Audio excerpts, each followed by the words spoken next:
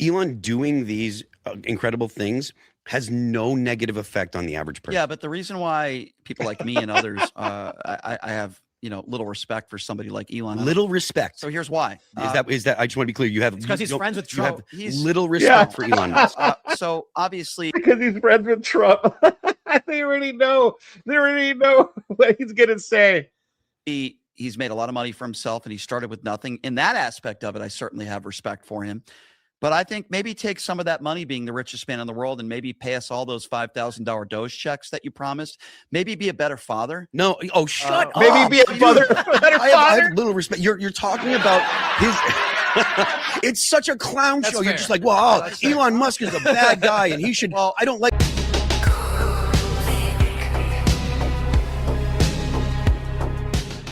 Part 2, 2 nights in a row, double the Bryce Shap. All right. I already reviewed the first night, which was on Thursday when he was on there. He came back the next night. That's what this is. So here we go. Round 2 of Bryce Shap getting owned on the Tim Pool Show. The last, Robert Wright called him a con man with a Ponzi scheme or something to that effect. Elizabeth Warren is like, we got to tax these people.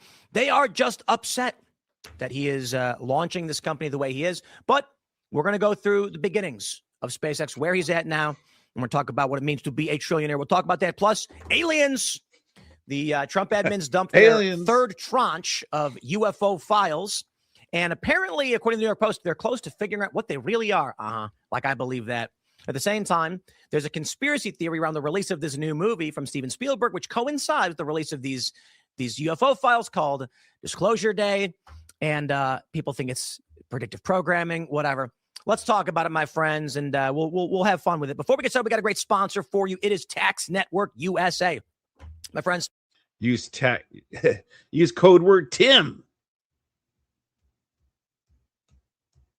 With everyone know. Joining us tonight to talk about this and so much more, we got Benjamin Michael. Yeah, how's it going? I'm happy to be on the show here. I'm an Orthodox Christian apologist. I do political commentary as well, mainly topics around Israel and immigration. Those are the main issues that I like to focus on. So yeah, happy to be here to talk with you guys. You're also you're a very out of focus person. You've come back into focus. Change. There's a camera. There's a camera nice. issue. Okay, good. Now everyone can glad see I'm back you. in focus. You're back. We're trying to, we call it needling. We're needling you guys. That's why Brian's back. What's up, everybody? I'm Brian Shapiro. I'm a huge MAGA supporter. I'm all in Donald Trump, ultra conservative. And I'm just looking to get Laura Loomer's phone numbers. There's a lot of people, they don't know who you are. And they're going, oh, I like this guy. It sounds like he'll be pretty good. And then like 10 minutes later, they're going to be like, I will kill him. No, I think Pretty that's much. already happened. The rest of the boys is here. Everybody, happy to be in it. Hi, Phil. What's going on, man? Let's get this over with, Brian. Let's do it. We got the story from NBC News. 1 trillion by any other name, a trillion in words and graphs. SpaceX announced their initial public offering right. Let me guess. Yeah, because so Elon Musk is a trillionaire now, and congrats to Elon Musk. I think that's awesome. Of course, all the socialists and the commies are like seething about it. Especially people like Bernie Sanders and Elizabeth Warren. Pretty sure Brian is going to be seething about it as well. How dare he have that much money when people are starving, living paycheck to paycheck? Right now, I'm going to get that number for you in real time. We're going to hit refresh on this one. SpaceX, Elon Musk's company, is currently trading at $173.02, up 28% from their initial price of $135. Even Tesla is up. This makes Elon Musk, oh no, it went down a little bit. It makes Elon Musk the world's first paper trillionaire. Based on the stock value right now, he is worth over $1 trillion. And that was an estimate made on the share price of $135 per share, which now at $172. There was an estimate. Yeah, why can't he give that money to me? Imagine how many OF girls I could subscribe to. Imagine how many hookers I could buy and strip clubs I could go to with that money. That he is going to crack 1.4 trillion by next year. So he's already at, I think, based on these numbers, like 1.1 or some ridiculous number. And so, of course, here's $1 trillion. It's a pyramid larger than, I guess by volume larger than the Statue of Liberty itself. That's absolutely amazing. 1.77 trillion stacked in $100 bills compared to the Statue of Liberty.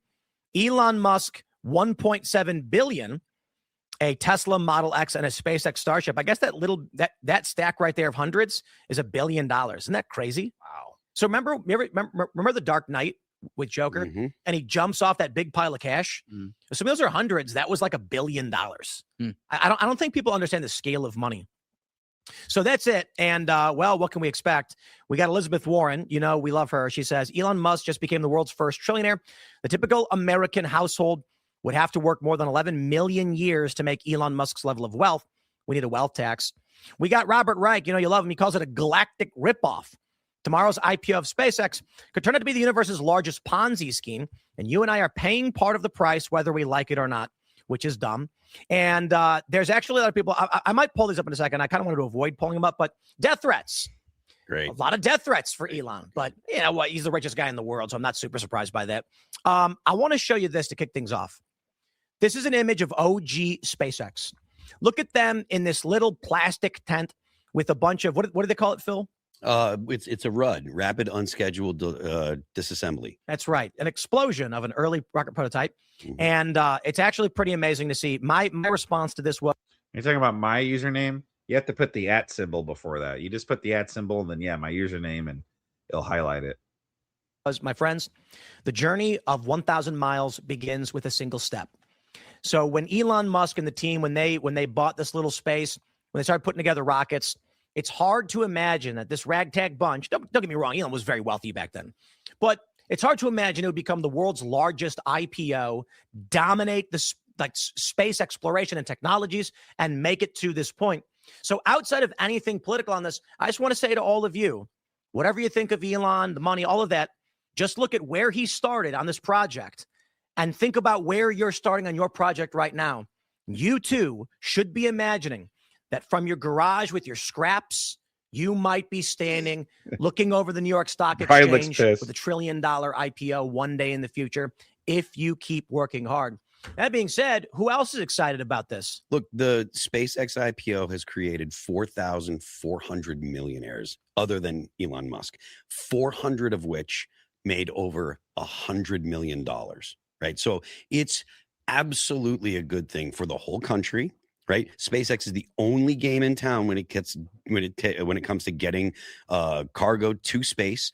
They're constantly sending satellites into orbit because of the Falcon 9, right? Like even the Falcon Heavy, which is the only thing that can carry big, actually large objects into space. They're constantly relaunching that. Elon Musk is on the cutting edge of reusable rockets. He's the first person that thought that it could be done, and not only thought that it could be done, accomplished it. The advancements that we're going to see in rocket technology because of Elon Musk and because of his vision is going to be an incredible thing for the world. He literally installed the internet in the sky. Well, like well, we did have Thank you very much, Button, for the $5. Yeah, steal it all. Fund my thing for a year. Delete thousands out of jobs and billions out of every industry. That'll get them, evil trillionaire. Yeah, exactly. Thank you very much, Button, for the $5, brother. Satellite internet. He put it in low Earth orbit. Yes, but he made it for everybody. It wasn't just something where like a company what's for everybody. You had satellite. We've had satellite internet at the old studio for going way back before Starlink. He made it. He made it low latency. Yeah, and he made it affordable as well. Like now, the regular person can afford it. There's something called a BGAN, a broadband global area network, which has been in use for 20 years, and they very much do look like Starlink. They're little white squares with a stand. You prop them up, and you would get back in the day, like in 2011, I think you get like 500 kilobytes up and down. Not really enough for anything. Actually, probably even less than that, maybe 100. Enough for doing reports and sending photographs. It would take a few minutes in a picture. With Starlink, what he did was so there's like HughesNet and things like that, which we have. You can get 20 megabits up and down, but it's high latency. You can't game on it, and there's a delay because the satellites are in high orbit. The issue with low orbit satellites is they have to go very, very, very fast, which is very expensive, and they got to be replaced a lot. So nobody wanted to do it. He figured out how to make it economically feasible with his team and everyone at SpaceX. And now when we're flying on planes, you have 100 megabit up and down because of Starlink. It's incredible. And it's worth saying at least anyone that's angry at Elon Musk, right? Brian, anyone that's angry, Brian Musk doing his gay. Elon doing these incredible things has no negative effect on the average person. Yeah, but the reason why people like me and others, I have little respect for somebody like Elon. Little respect. So here's why. Is that I just want to be clear. You have because he's friends with Trump. He's little respect for Elon Musk. So obviously, because he's friends with Trump. They already know. They already know what he's gonna say. He's made a lot of money for himself, and he started with nothing. In that aspect of it, I certainly have respect for him. But I think maybe take some of that money, being the richest man in the world, and maybe pay us all those $5,000 Doge checks that you promised. Maybe be a better father. No, shut up. Maybe be a better father. I have little respect. You're talking about his. It's such a clown show. Fair. You're just like, well, Elon Musk is a bad guy, and he should. I don't like the way that he. We have a raises laugh his kids. track. No one cares what your opinion of how Elon Musk raises cares. his kids are. Some people care. No, they don't. You don't. No, they don't. He can be No one cares. Okay, well, if you think that a father can be a complete piece of shit, and all you care about is how much money somebody makes, am not then that's interested. pretty I am not You're interested. not interested. I'm not. No one is interested in your moralizing. disagree. No one is interested. Disagree. No one is interested in your moralizing. I Oh well, he's a bad guy, and I don't like him. And let's- there's all this. let's- All you do is spew garbage narrative of that from the left. It is such horse. Okay, so now it's my turn. All you do is be a father, a piece of person, and you. is wear the Donald Trump knee pads 24/7. We've already turned to Donald Trump. Cuck for Donald Trump. You're turning red. You literally already. No. turned Hold on. Already Whoa, turned. guys. Already turned to This Donald is not Trump. fair. This is not fair. He's cucking for Elon. I mean, Anybody that one likes trick, Trump. one trick Anybody, pony. let's be One trick honest. pony. Anybody. Elon Musk You're a doesn't one-trick work pony. for Donald You're a Trump. one-trick You guys are pony. both good. You guys Okay, are both. hold on. You guys are both making Clown valid show. points. I mean, you No, can no, criticize I someone's reject ethics that. and criticize their Yeah, business you don't want to acumen. talk about ethics because you're a Donald Trump. Of course, I reject the Elon should give his money away to people. I didn't say give it away. He made a promise. You to the literally American said people. that he. Hold on. He made a promise to the American people. He talked about wasteful spending. And in that promise, he said, everyone is going to get a $5,000 check from Doge. It was a failure. Admit that it was a failure. I f***ed up. It was a failure. And just then But it's not maybe a we can zero-sum move on. game. They won't admit would that it was never a move failure. on. It's not zero sum. He promised. Did he not promise everybody $5,000 Yeah, Doge yeah, checks? but you're like that. He's a failure. I'm like, well, He's not. he in failed this on the aspect. $5,000. In this sure. aspect, he is. I didn't I say in think life he's a I think failure. Doge. Brian Shapiro has Popeye arms, and that his forearms are bigger than his upper arms, but not because his forearms are like so huge. It's just because his upper arms are like so small. Noodle arms. So Elon Musk should take his personal He doesn't even look like he could carry his own groceries. property, sell it, liquidate it, so that way he can write 5,000. Hold on, let me finish. You're saying that Elon Musk should take his personal property, right? Liquidate it, so that way he has the cash, so he can write $5,000 checks to the American people because he wasn't able to get Doge to save enough government money to give to the American people. Was it a failure? It's his personal. Was Doge a failure? Yes. That's the argument you're making. I'm asking you. That's the Doge- no, I don't Doge think it was was, not a but it's failure. not. How it's much the money? How much fraud did they find? It's the argument that you're making, and don't change the, billion? change the this says subject. I'm not No, no. changing. Yes, This you says- are because No, I'm I'm not. asking you a question. This says We're here- talking I'm asking about- you a We have question. a live We're- fact check over Yeah, here. We're Elon talking- did not officially promise 5,000 checks. He expressed interest in a proposal originated by Doge advisor James Fishback, but clarified the distribution depends entirely on congressional The approval. entire administration promised five. Donald Trump said it multiple times. Elon Musk spoke about it. To be fair, Doesn't we have promise been anything. promised stimulus checks how many times and we haven't received them? Which is wrong as well. I'm still I waiting got- for I got Brian. a fact I'm still check for waiting you for guys. Brian to answer if Elon Musk should liquidate his property and write personal Well, but checks. can we- Because but- Brian, can you answer that? It's 100. I will gladly answer. Real quick, it's 110 billion in savings. And what did they say they were going to find? What were the promises that were made? I'm sorry, I was wrong. That was in year one. They were aiming for 2 trillion, but only ended up with 215 in savings. I would call that a success. I mean, it's the big. We haven't been promised anything. There's been talks of stimulus checks or what have you, but nothing's been promised. He didn't say, yes, I promise you all, you will be getting those checks. I promise, cross my heart, hope to die, Scout's honor. We didn't get that. It was just something that was kind of like floated out there that's been talked about, but nothing was ever promised. Ask is the big sale, right? I think we're happy that we stopped spending in these areas. So Brian, should Elon Musk It's not liquidate 2 his trillion, property? but I'll take what I can get. So, it, you know? so let me just respond to what Tim said. So Still what dodging percentage my of that- question? No, I'll answer your question, but I'm just responding to what Tim said first. 2 trillion. They got what? Maybe 5%, 215 about billion. 5% or 10%, 5 to 10% of what they 215 billion right, It's like 17% of 2 trillion. right. 15%. So Well, it's I think that would be 10.52. around 10%, right? 10.52. Yeah, somewhere around 10%. Sure. I just love that they fact check Brian in real time so that he can't get away with his lies and his BS, his Brian Shapiroism, if you will. Eric Goss, thank you very much for the New Zealand Fiver. So Brian is against Elon, yet he supports people who go into public service and become incredibly rich. Yeah, exactly.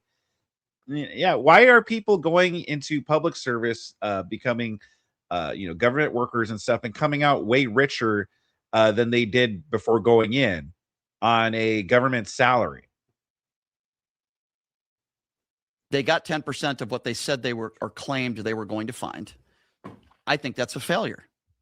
And when you look at all the wasteful spending, you look at the deficit right now, and you look at this war and everything else combined in the wasteful spending, I would say no. They're not saving money. No, there's still wasteful they did spending. Save money. They saved money. They didn't stop all of it. They got rid of That's some. 290 to 300,000 federal jobs. Mhm. That's a good thing because the government the bureaucracy is bloated. Now, I'll answer your question. Yeah. Should he write the checks? Should he sell his property? Okay. No, I don't think he's doing that. A part of what I said was is that the argument you're making? A part of what I said was a little bit facetious, but here's what I will say. I don't care necessarily about some of the stuff and the inventions. Listen, does he make great cars, the internet, and all this other stuff that we're talking about? Okay, great. Most people, the average ordinary person in this country, it is not affecting, okay, right now, what we're talking about. What I care about, everyday Americans, the suffering that they are going through, and what is Elon Musk doing with all that money and with all those inventions? Going to space. What is he doing to help everyday Americans? Hold on. That's what's more important. We got 2 issues here, right? What's he doing to help everyday Americans? So again, you're saying he should just give his money to people, like everybody. Yeah, here you go. Here's like $1 million to you, $1 million to you. Like, is that what you're suggesting?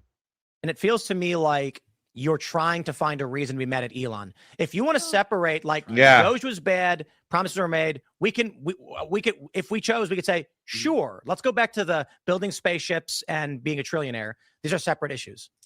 Yeah, I just think there are probably more important things as a society. I disagree. In this country that most we can be talking about than thing spaceships on Earth. That's my personal. One of the problems I don't too is know. like Elon's presented himself. Yeah, so Brian right there, he goes, well, that's my personal opinion. Yet we know, Brian, we know these are just your personal thoughts and personal opinions. We know. We already told you we don't care. Well, I disagree. In my opinion, people do care. Okay, that's just my personal opinion. As like this America First individual, as sort of like a political figure in recent years. So I think if we're looking at Elon as some sort of like, technological titan, I think that's different than the way he's presented himself lately, which is as a political figure. Is he someone who cares about the American, success, right? The success of the everyday American, like he presents himself, or is he just a technological titan that's, bringing in all these new, because I think you can do both of those things. I'll tell you what I think. He was there was a personal slighting by the Democrats and also I guess a professional hindrance under the Democratic administrations. The reason why I think Elon went to Trump is because first there was this meeting. I can't remember exactly. Maybe you guys know the details. They did like an electric car summit and Biden brought a bunch of people in and didn't invite Elon. And I think Elon was slighted by that with Tesla being like the preeminent electric car company. But they also launched investigations against him. And then all of a sudden, Elon is like, okay, I'm for Trump and free speech now. But I do want to stress one point. Elon Musk, in my opinion, and I think I'm going to say this first. SpaceX, I believe, is the most important company on the planet. But I want to say this about Elon. He did not buy Twitter because he cared about free speech. Maybe that was a component of it. The narrative that we get is the Babylon Bee made a joke. They got suspended. He was a fan of the Babylon Bee. He said, this is ridiculous. You can't run your business this way. Went to investors and said, they're giving money away by shutting down jokes and speech. We can turn it around. That is not, in my opinion, based on the facts, what actually happened. What I think happened is that Elon saw the Babylon Bee, was a fan, went to investors and said, I want to buy Twitter to get access to their data stream so I can build an artificial intelligence with real-time data sets coming in from 300 million users. And they said, okay, that's a moneymaker. And then he said, oh, they did something with like banning a guy too. Well, we don't want to ban people because we want those data sets for the, so the marketing we're going to play is we're going to unban people. But really what we want is just maximizing user base for the data stream for our new XAI, which we can then use to create content, win the race. It'll be brilliant. Why else would all of these companies offer up billions of dollars to buy a dying social media platform? Because Elon said, this is the data set you need for AI. It is real-time text, video, and photo. That's what he bought it for. He's integrating that now into SpaceX. I wouldn't be surprised. They might not do a merger with Tesla because Tesla's so extremely valuable. Well, you talked about the cars, though. Were you comfortable in the White House? Oh, gosh, Brian. Right? He has no...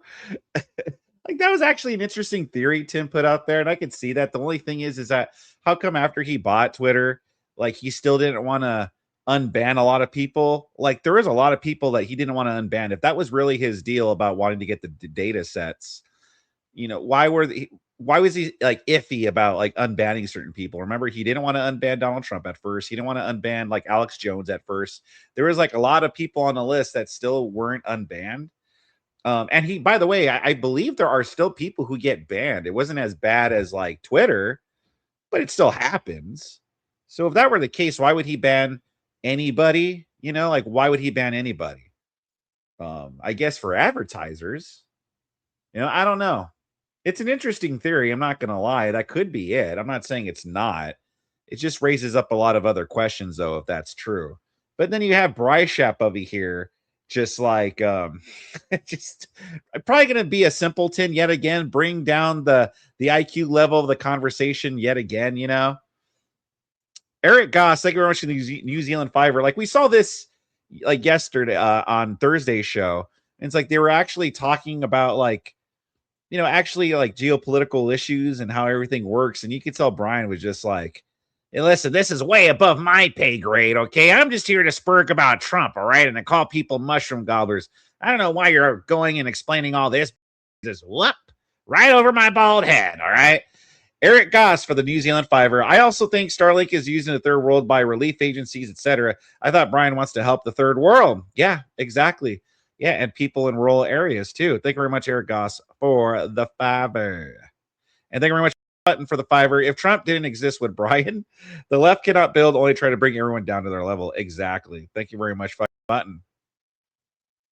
When Donald Trump was promoting his vehicles and they'd hold a press conference. Absolutely. You were okay with that? So promoting other people's companies? Okay. Please, yes. I don't think that's the job of the president to do that. Well, we promoting American companies is. Yeah, somebody that's in the somebody that's technically not in the administration, but that's promoting American companies, going out to other countries, going to China, promoting American companies. Well, I think corruption is a big part of this administration, and I believe Elon Musk on a plane with Donald Trump heading to China or Jared Kushner. I think I think it's beyond inappropriate. Right. And I what I'd give you is bailing out the auto industry is questionable. Sitting down and being like, they're great cars, you should buy them. I'm like, okay. I certainly agree with that. But were you against the United States bailing out GM?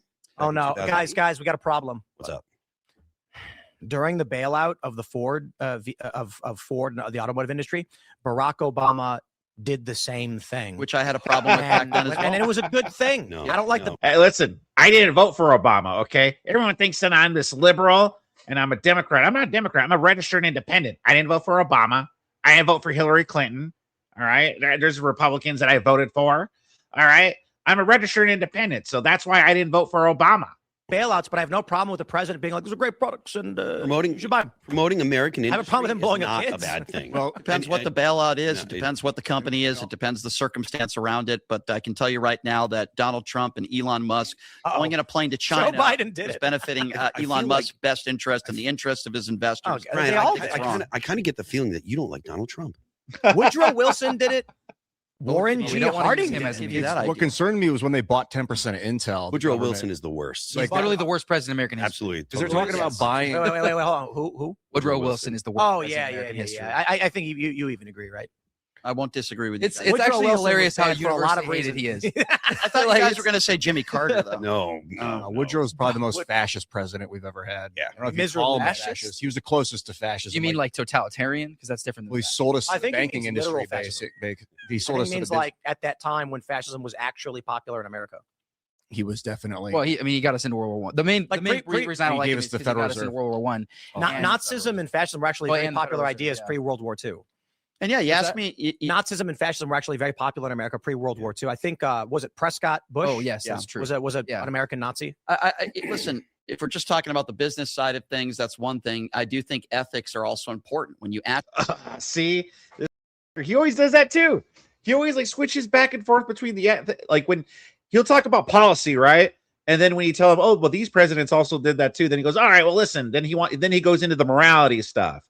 And then once you start to debunk him on the morality stuff, then it's like, all right, then he goes back to the policy stuff. He likes to go back and forth, snip, snap, back and forth. It's another thing that he likes to do. Ask me about a person. You say, Brian, nobody cares about your feelings. I care about the person. Yeah, and by the way, again, whose ethics are you judging this from, Brian? The Book of Bryshap?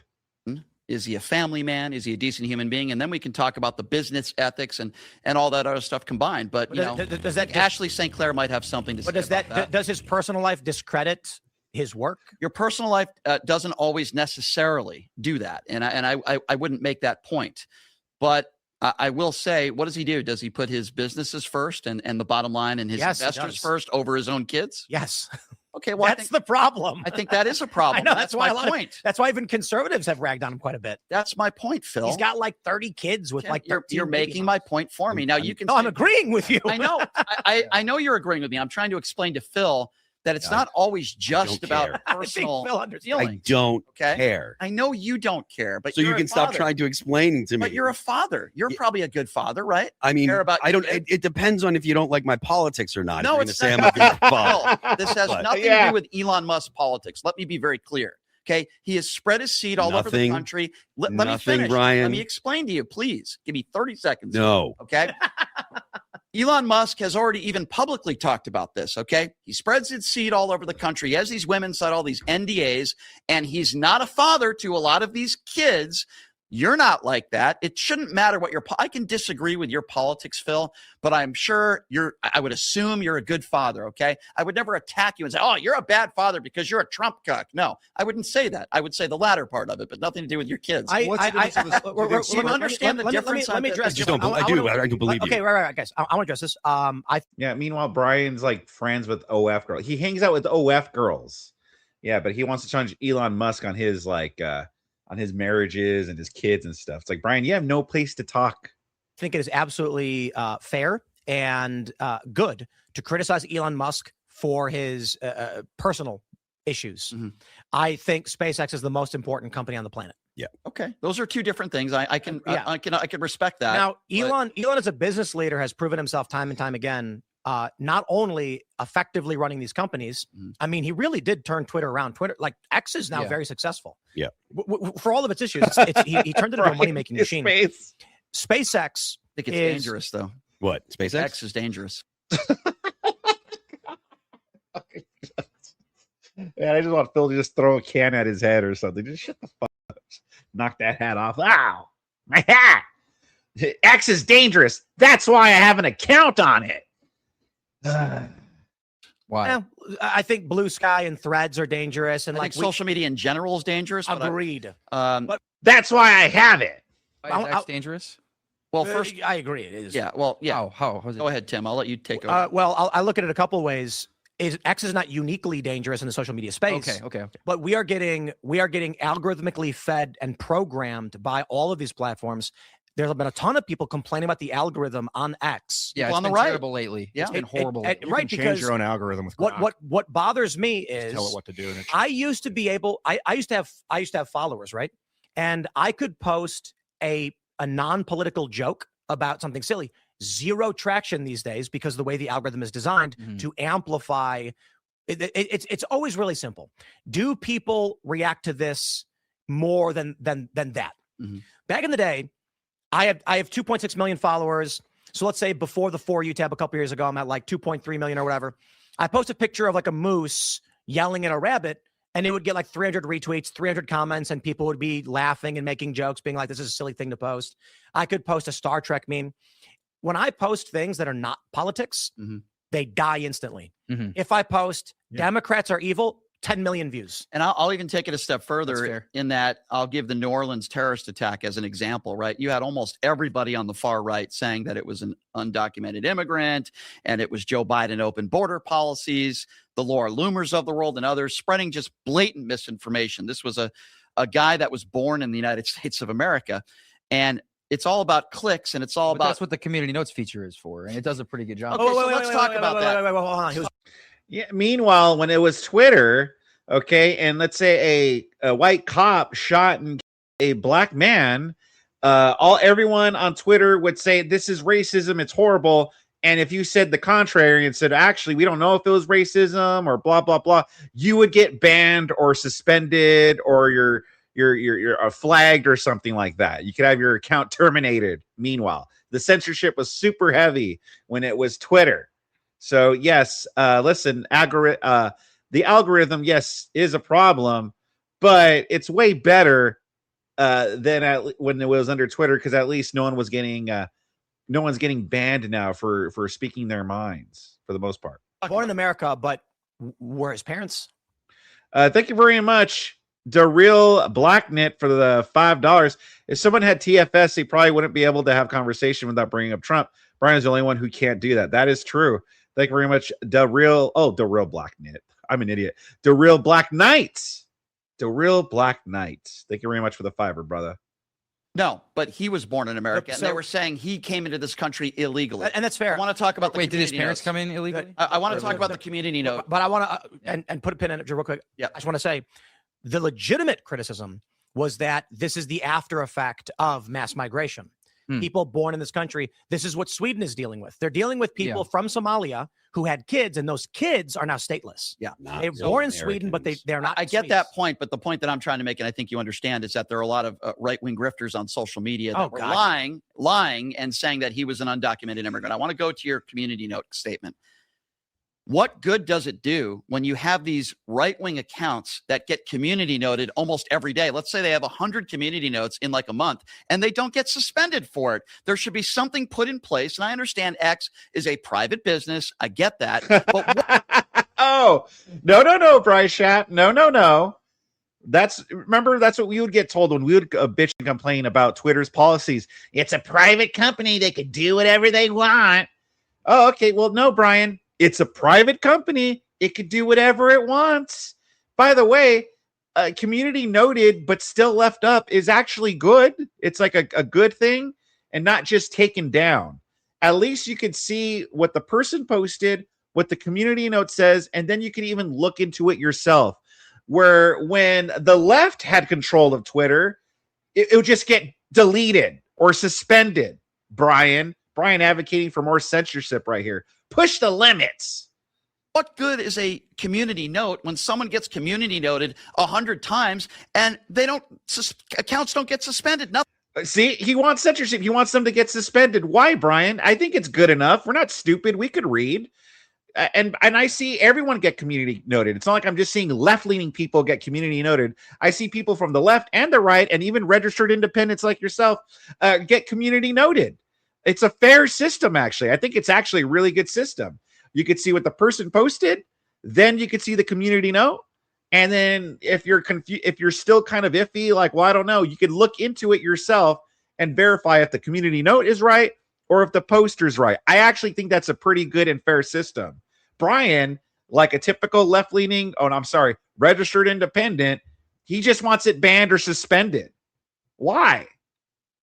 Nothing happens. When you get community noted, it deranks you and strips you of monetization. Okay, I understand that. And that actually just happened to a left-wing account. You should be suspended. If you get community noted like 20 times in a week, I think you should get suspended. Because there's weaponized You're spreading misinformation. There's weaponized community. Yeah, exactly. Because you have people that are basically sending their army of followers to community. Well, then don't say something that's not true. No, you can get something community noted. You can. This is actually a problem right now in the community note feature, because you can get something community noted just by having enough people report it as such. But if and they don't file one one they flag needs, and then Grok will AI generate a false community note. Yeah. I think, in my personal opinion, when you make... See, actually, I didn't know that. I didn't know that stuff. But I think that it's actually a good system. I think they should fix that, though. Refine it to perfect it. But with that aside, like if they were to fix those issues, those issues aside, I think the community note's a pretty good feature. It's better than just suspending them. Thank you very much, John Wayne, for the $5. Cheers. Thank you very much, John Wayne. I hope you're having fun on your pub crawl. You know, have a drink on me, bro. Well, not on me, but to have a drink for me, brother. Appreciate it. Accusations about people, and when you say things that are blatantly factually wrong, it could be medical stuff, it could be about a terrorist attack, and you do this time and time again, and you get community noted, and your account doesn't get suspended for a week or a month or whatever.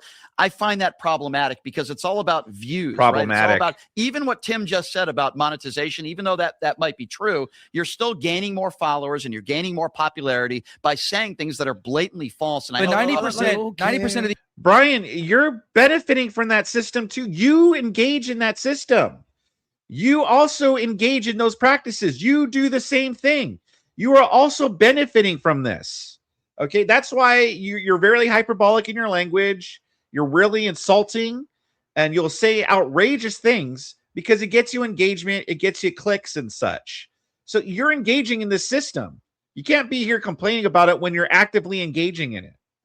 These factual errors, there's a lot of nuance. Like the example you just gave. Okay, so yeah, maybe he was not directly an illegal immigrant, but his parents were. It's like, okay, I mean, it's still the logic still applies. So I would say 90% of these, like there is some nuance at play here, and it's like the principle is still true, even if it's not true. What about the Paul Pelosi hammer attack, right? We had so many people. I'm not saying there aren't examples. Listen, there's a leftist account by the name of Junior who had all these like fake AI videos about Israel. Wrong. And by the way, I don't like Israel, but he had all these fake AI. Which is also wrong. Yeah, exactly. Yeah. And he got demonetized, and then he started begging Twitter to get his monetization back. Look, like that happens, right?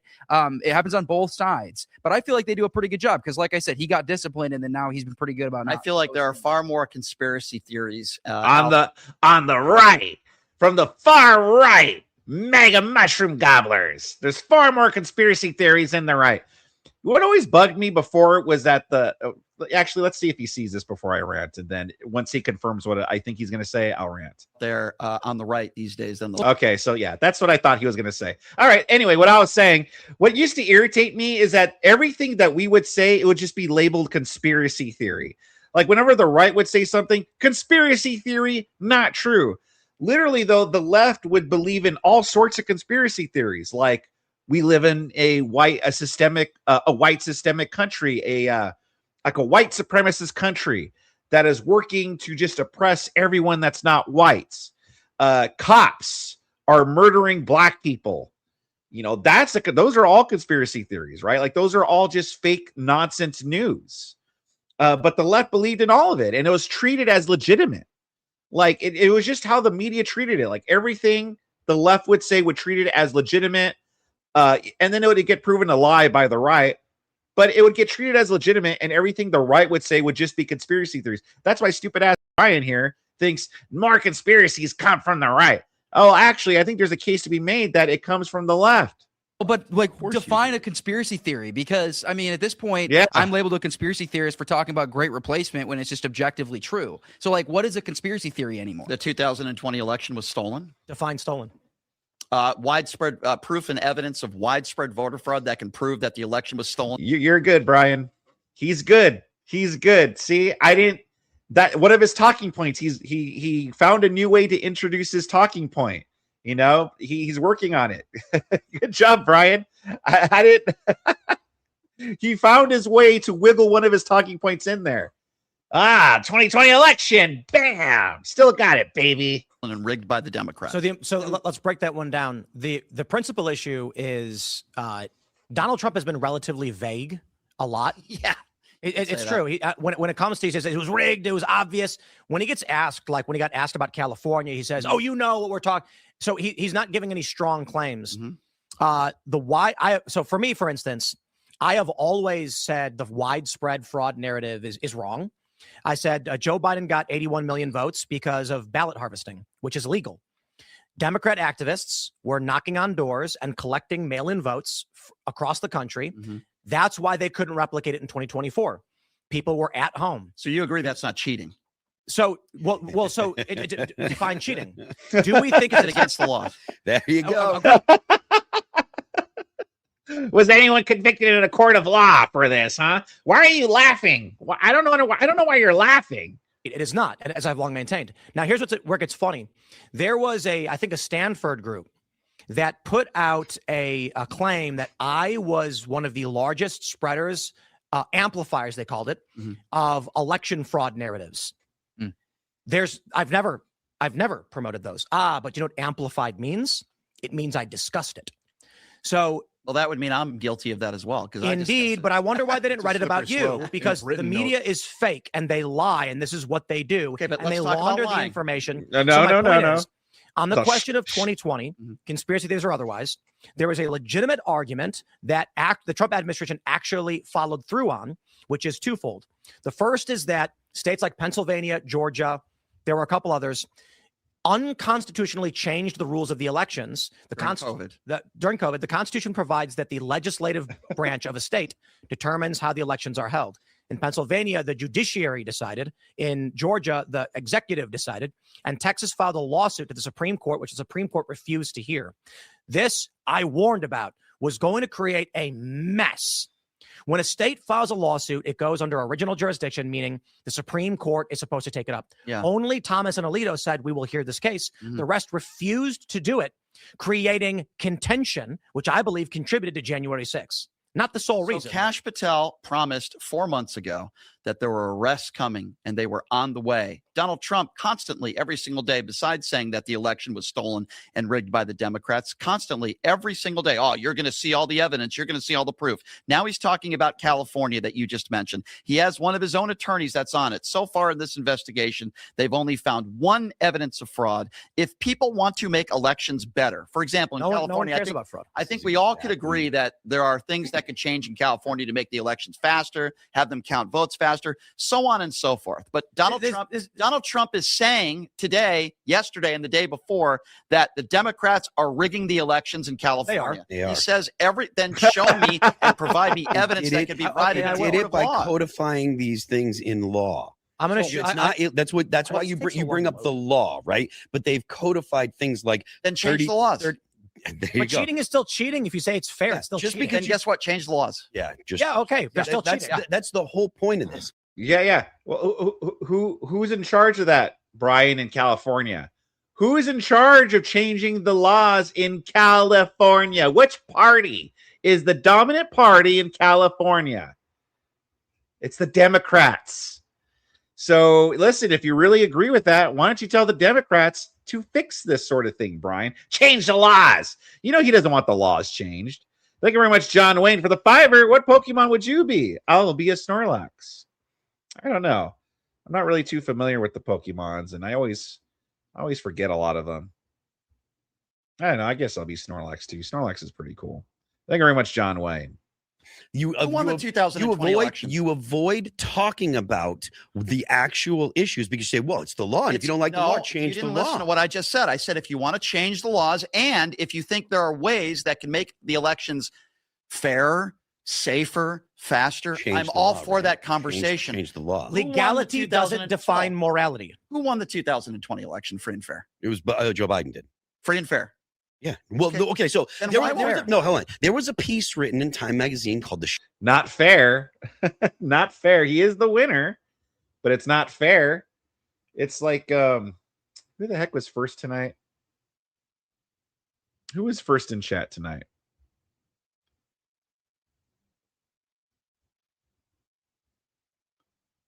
John Aria was first tonight. See?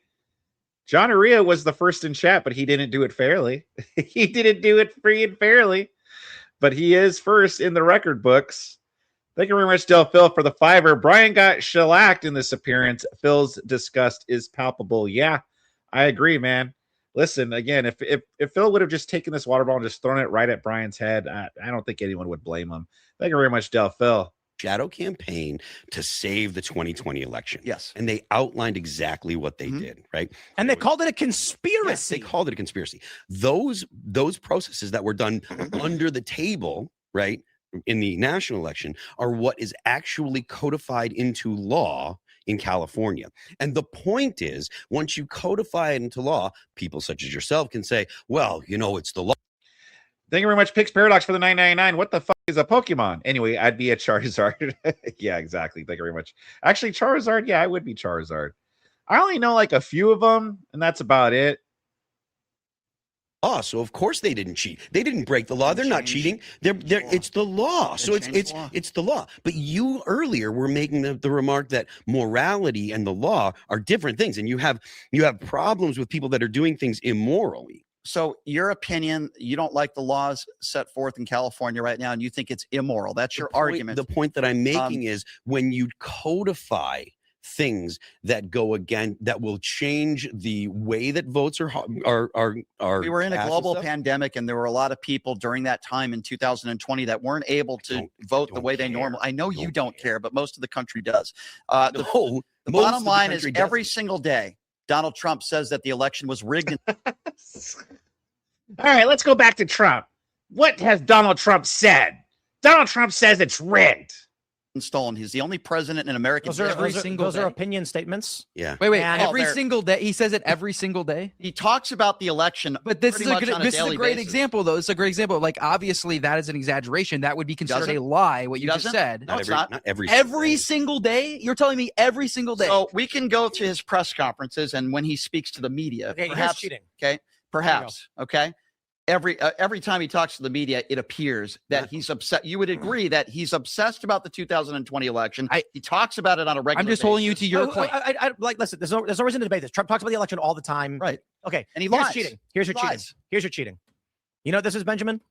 That's a legal signature on a ballot in California. Yeah, we talked about this yesterday. That's cheating. What? That's a legal signature? Holy shit.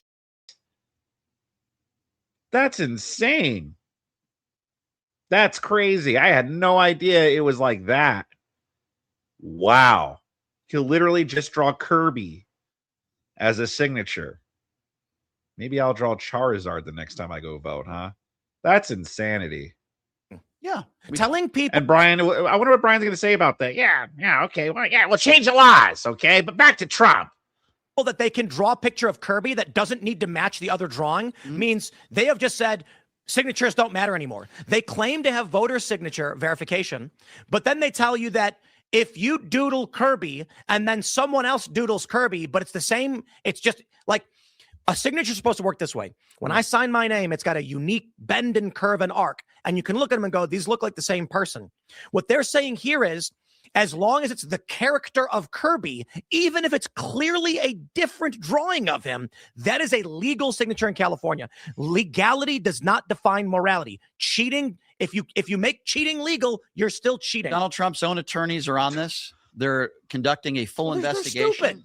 If they don't find any. I like it when Brian trusts people that work for Trump only when they agree with him. So he thinks Trump's administration or people that work for Trump are horrible, they're awful, they're dumb, they're mega mushroom gobblers, until they say something that works, that agrees with Brian. Then all of a sudden he appeals to them and their authority. Thing. We already found it. Okay. I understand you're showing this, signature verification. Donald Trump's own attorneys have been on this. If they don't find anything that's perfectly fine, but the point that we're making is they aren't going to find anything that is illegal because things like this have been codified into law. Was the 2020 election rigged and stolen? How many times do I have? You said Joe Biden won. Same question. You said Joe Biden won, which I appreciate. Obviously, how many times do you want me to answer the same question? Was it rigged? Yeah, my opinion is ballot harvesting should be illegal. Okay. I don't think that you should be able to you shouldn't do mail-in ballots. I don't care about COVID. So it was legal. So during COVID, it was not rigged. During COVID, yes, Brian, whatever you're going to say, yes. Okay. Yes, you should not be mailing out ballots. So what were people supposed to do during COVID when they Then we have a lower number of people voting. Yeah. That's it. It's actually really simple. The Constitution of Pennsylvania forbade universal mail-in voting. So when they decided they would do it anyway, it's actually a really interesting case because the GOP cut a deal. Again, it's just fascinating that these weird anomalies, they only happen for the Democrats. Is that when Joe Biden's his votes just went up to 81 million votes? Oh yeah, it just happens to be for the Democrats. Same thing with California. Oh, all of a Spencer Pratt was projected to win. All of a sudden, Nithya Raman a week later. Oh no, actually she's the winner. Why is it always just favor the Democrats though? It's so weird how that works. With the Democratic Party, that they would eliminate down ballot voting. In Pennsylvania, you could go into a ballot and click Democrat and it would all Democrat. The Republicans in the state were like, if we get rid of this, it'll benefit us in some races. The Democrats said, why would we come together with you on this law? We want a deal. And the Republicans said, how about you get universal mail-in voting, but we eliminate electronic down ballot voting or down ballot voting on paper ballots. The Democrats said, deal. When the legislature of Pennsylvania came to pass this law, they hit a roadblock in that it violates the Constitution of Pennsylvania, in that mail-in voting can only exist in certain criteria, absentee, pertaining to like military or otherwise. So instead of engaging in the constitutional process to amend the Constitution, they stopped and said, uh-oh, we're in trouble. Guys, we can't pass this law. The Constitution is barring us. They initially tried. The first process is you have to put in like 3 newspapers, the announcement to the public that you're attempting to amend the Constitution. Then there has to be a referendum on it, which means they couldn't do the deal. It would have to go to the general election, referendum to the state population.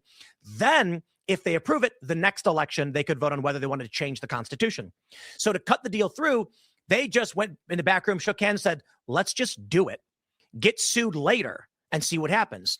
When they got sued later in the state, the judiciary said, you're too late. It's moot. This wouldn't change the results. So Texas filed a lawsuit to the federal government citing original jurisdiction for Pennsylvania violating its constitution. The argument being, all of the states are participating in a free and fair election together amongst each other for who will be in charge of our federal government. We all have a voice in this. However, they are in violation of the federal constitutional rules and their own state constitution. They are not playing fair, so they can get a free vote for the candidate they want to rule over us. Thomas and Alito said this question must be answered. Do the states, because it wasn't just Pennsylvania, it was Georgia and I think Michigan and Wisconsin, have the authority to change the rules of their constitution in violation, of their elections in violation of the Constitution? And do the judiciary and the executives of those states have those rights as well? The reasonable conclusion based on the U.S. Constitution is they do not have that, but we've never had that question answered. To simply say that was a free and fair election ignores the fact that there's an unresolved Supreme Court level lawsuit challenging what is overtly unconstitutional in those states. So this is where the challenge comes in. These are legal interpretations, and the game being played on the left and the right the whole time is, I will do it now and you can sue me later. But let me point this out too. From 20991, the California government on elections, it actually says if the voter has dated the vote by mail ballot identification envelope, it constitutes a dated envelope. In California, citing section of the California Election Code, section 3020, so long as a ballot is received 7 days after election day, and they have hand dated it, proving that date, it counts towards the election with a signature of Kirby. This is not an election at all. I'm sorry, in no reality can you call an election to say, hey, we're all going to come together and vote. Everybody put your ballots forward for what we want for lunch. Don't worry, though. We have a week to get pictures of Kirby on ballots that were hand dated to prove it that they were here the whole time. That's not an election. Well, again, there are legal avenues that Donald Trump and his administration are trying to prove that. You have an open investigation. Whoa. I gotta pause. There's nothing to prove. I proved it. It's proven. Here. Well, then why have his attorneys not come forward and gone public on when conservatives are stupid? Well, then he needs to hire some better attorneys than we need a better president. Well, I agree with that as well. I also want to point out this was your example of a conspiracy theory that should cause someone to lose their platform over. So are you saying that like Tim should lose his platform because he's pushing this information? So I was talking about terrorist attacks, for example. Well, but I asked you for examples of conspiracy theories. This was your example. If you say that the 2020, which he has not said, but if you say that the 2020 2020 election was rigged, stolen, and the Democrats cheated. And that's Is that what you're saying? Democrats cheat. Widespread voter fraud is the word that I used, which we'd have to prove. Okay, so he's saying that. So should he be I'm not saying platformed over this? I've never said fraud because No, I'm talking about the fraud the is former illegality. criminal. I said widespread voter fraud was the word that was used. You have to prove widespread voter fraud to prove that there was enough of that fraud to overturn. But this was my whole point that got us to this, this direction was the nuance behind these things that you're saying are blatant lies. It's like, well, there's clearly a lot of truth and it can be demonstrated. I think you're saying we should be deplatforming people over Yes, this. exactly. I didn't say necessarily deplatform. I never used. But that was the implication because I never use that word. No, listen here. I didn't say the platform. I said suspended. They should get suspended, okay? They should get kicked off the platform, all right? That's the word that I use. Can you get it straight, pal? All right? Make it clear. I didn't say the platform. I said suspended. I said punished. I said kicked off. That's what I said. I got a question. You should lose their accounts. No, I didn't say that. I got a question for you. I said there should be some suspensions and there should be some accountability. If you're that's the terminology that I was using. So yeah, there should be accountability. Like, I don't know, getting the platform maybe, but I didn't say deplatformed. with redistricting, right now, Inside Elections has Republicans at 1 seat away in the polls from securing the House majority. I should pull this one up because this one is interesting. So I have a question for you, but I first want everyone to see the House 2026 map. The reason why I actually don't like the default map they use is because they're actually bringing in betting odds alongside polling. So if we go with Sabato's, I saw the poly market odds. I don't know what your thoughts on that. You know, you're a gambler. You can bet on that stuff. well, look, we got Sabato's crystal ball has Republicans at 213 by the polls to Democrats 206. Cook Political Report has Republicans at 212 to Democrats 205. Mm-hmm. Inside Elections has Republicans now, went down to 215 to Democrats 206 based on the polling. Republicans are, I think, by the prediction markets, they're projected to either hold the House and the Senate or just the Senate. Mm-hmm. There is a plurality in the betting markets, about 40% that believes Democrats will sweep, which makes no sense because taking the Senate makes no sense because they'd have to flip a Republican seat. In the scenario that Republicans take the majority, mm-hmm. and then they pass a law saying that in order... Yeah, good point, Justin. Yeah, super exciting to hear that Bryce Shap is ready for the Trump's DOJ to start arresting people for voter fraud. Huzzah. Yeah, I know, right? Yeah, I'm glad that Brian agrees that we should do something about this. Yeah, so if Trump starts arresting people for voter fraud, hey, we have Brian's blessing. What do you know? In order to vote, you need to praise Jesus. And then Democrats all refuse to praise Jesus. And so when they go to the polling location, before they're let in, they say, do you praise Jesus? They go, no, I don't. They go, then you can't come in and vote. Would that be a fair election? No, not necessarily. Why not, though? It's the law. They pass a law, then it's fine, right? What I believe is that if you want things to change, in this case, we're talking about elections, then you have to go through the proper process in order to do that. I asked if it was a fair election to make people profess faith in Jesus before they can vote. Well, no, of course not. That's insane. Why not? If the law is passed, it's fair. Well, obviously, there are laws that are passed that people aren't going to agree with. Like Kirby as a signature, hand-dated dates, and 7 days after the election. I have a way to rectify election. Weird analogy. 7 days after the election, you can write a date on a ballot and put a picture of Kirby, and that's a vote? Well, obviously, it's... What is this, like a children's raffle for hot dogs? There are obviously, as I've said to start this conversation, there are things that they're doing in California that I don't agree with, that I think cheating. Need to improve. But when you make the case that Democrats are rigging it and they're cheating and elections are stolen, unfortunately, in this country, you have to be able to prove that in a court of law. He just literally did. He just literally did. Wait, hold on. Let me ask you a question. If you went to your average person on the street, men on the street, and said, do you think people should be allowed to submit a ballot 7 days after an election, hand dated before the election with a picture of Kirby as their signature? I don't think Do you think they would say yes? I don't think that's Why is it legal? Well, again, you're going to have to talk to the lawmakers in California about that because they've allowed it. You think it should be legal? I think they should probably change some laws. Sure. You think that is a fair election to allow people to hand date ballots after the election and submit them with pictures of Kirby? Fair is an interesting word because oh God, now he wants to play word games. I thought he hated that. You guys always want to play these word games. But now look who's trying to play word games. Fair is an interesting. What do you mean by fair? You see? Because, see, I think that when the Democrats want to cheat and allow Kirby signatures, I think that's fair. All right? So what is your definition of fair? If the Republicans were doing it, I wouldn't think it was fair. So how do you define fair? Are you saying, well, wait a second, is this fair? Or are you saying Democrats cheated and it was stolen? I'm asking you if you think might not be fair, but that doesn't. Is it fair in an election to come 7 days after the election with a hand-dated ballot with a signature that is a cartoon character? Is that fair? How do we know whether that's a Republican or a Democrat? We don't. I'm asking if it's... Doesn't matter. Doesn't matter if it was Republican or Democrat. Well, I need to know. Did the Republican draw the Kirby signature? Because if it was, then yes. Terrible. They need to change the law. But if it was a Democrat that put the Kirby signature, well, I don't know about that. I think that is fair. I think it's fair. It's fair in general.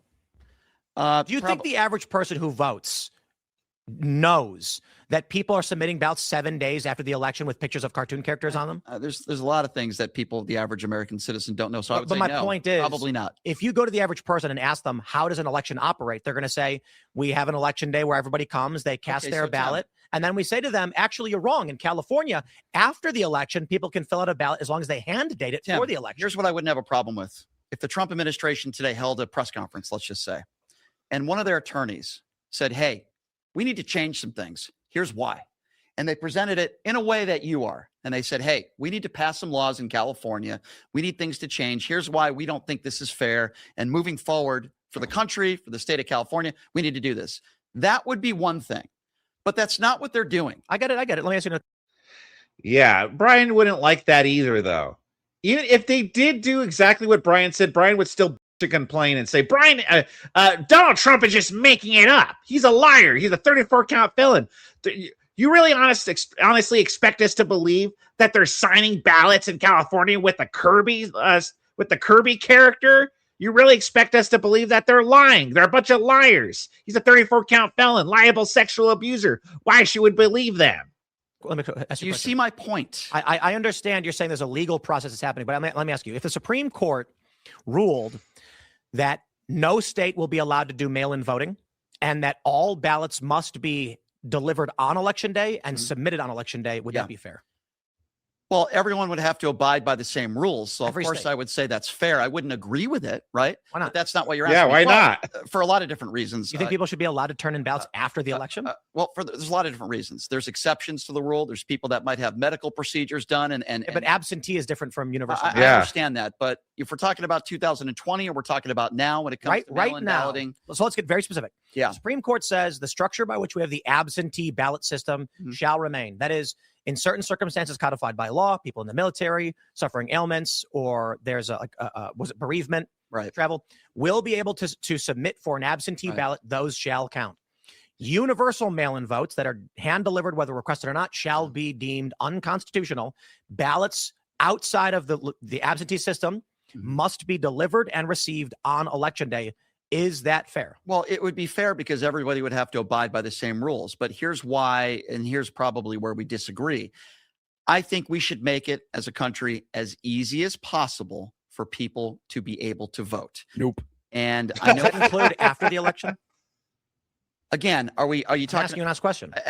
What about exceptions like medical procedures? These aren't exceptions, right? We've already talked about absentee. I wouldn't have I wouldn't necessarily, unless we're talking about military and exceptions to it. No, they always had to register for that, and I wouldn't necessarily listen. I'm okay with voter ID too. Okay, I'm not one of those people that just thinks anybody that can just show up without an ID, or if we're talking about a week after the elections, I probably wouldn't be opposed to that. Banning it or no, just to saying, okay, you have to do it by this date and that's it. It's done. I probably wouldn't be opposed to that. I mean, Spencer Pratt would have won. And I think we agree on this also. I just don't. Well, that's also why that's also why I really don't want to change things. Okay. That's also why I want this rigging and cheating to stay in place, because if mega idiots like Spencer Pratt, liars who lied about this and that, who's a mega mushroom gobbler buffoon, could win an election, then I'm completely fine with the Kirby signatures, okay? Is that what you wanted to hear?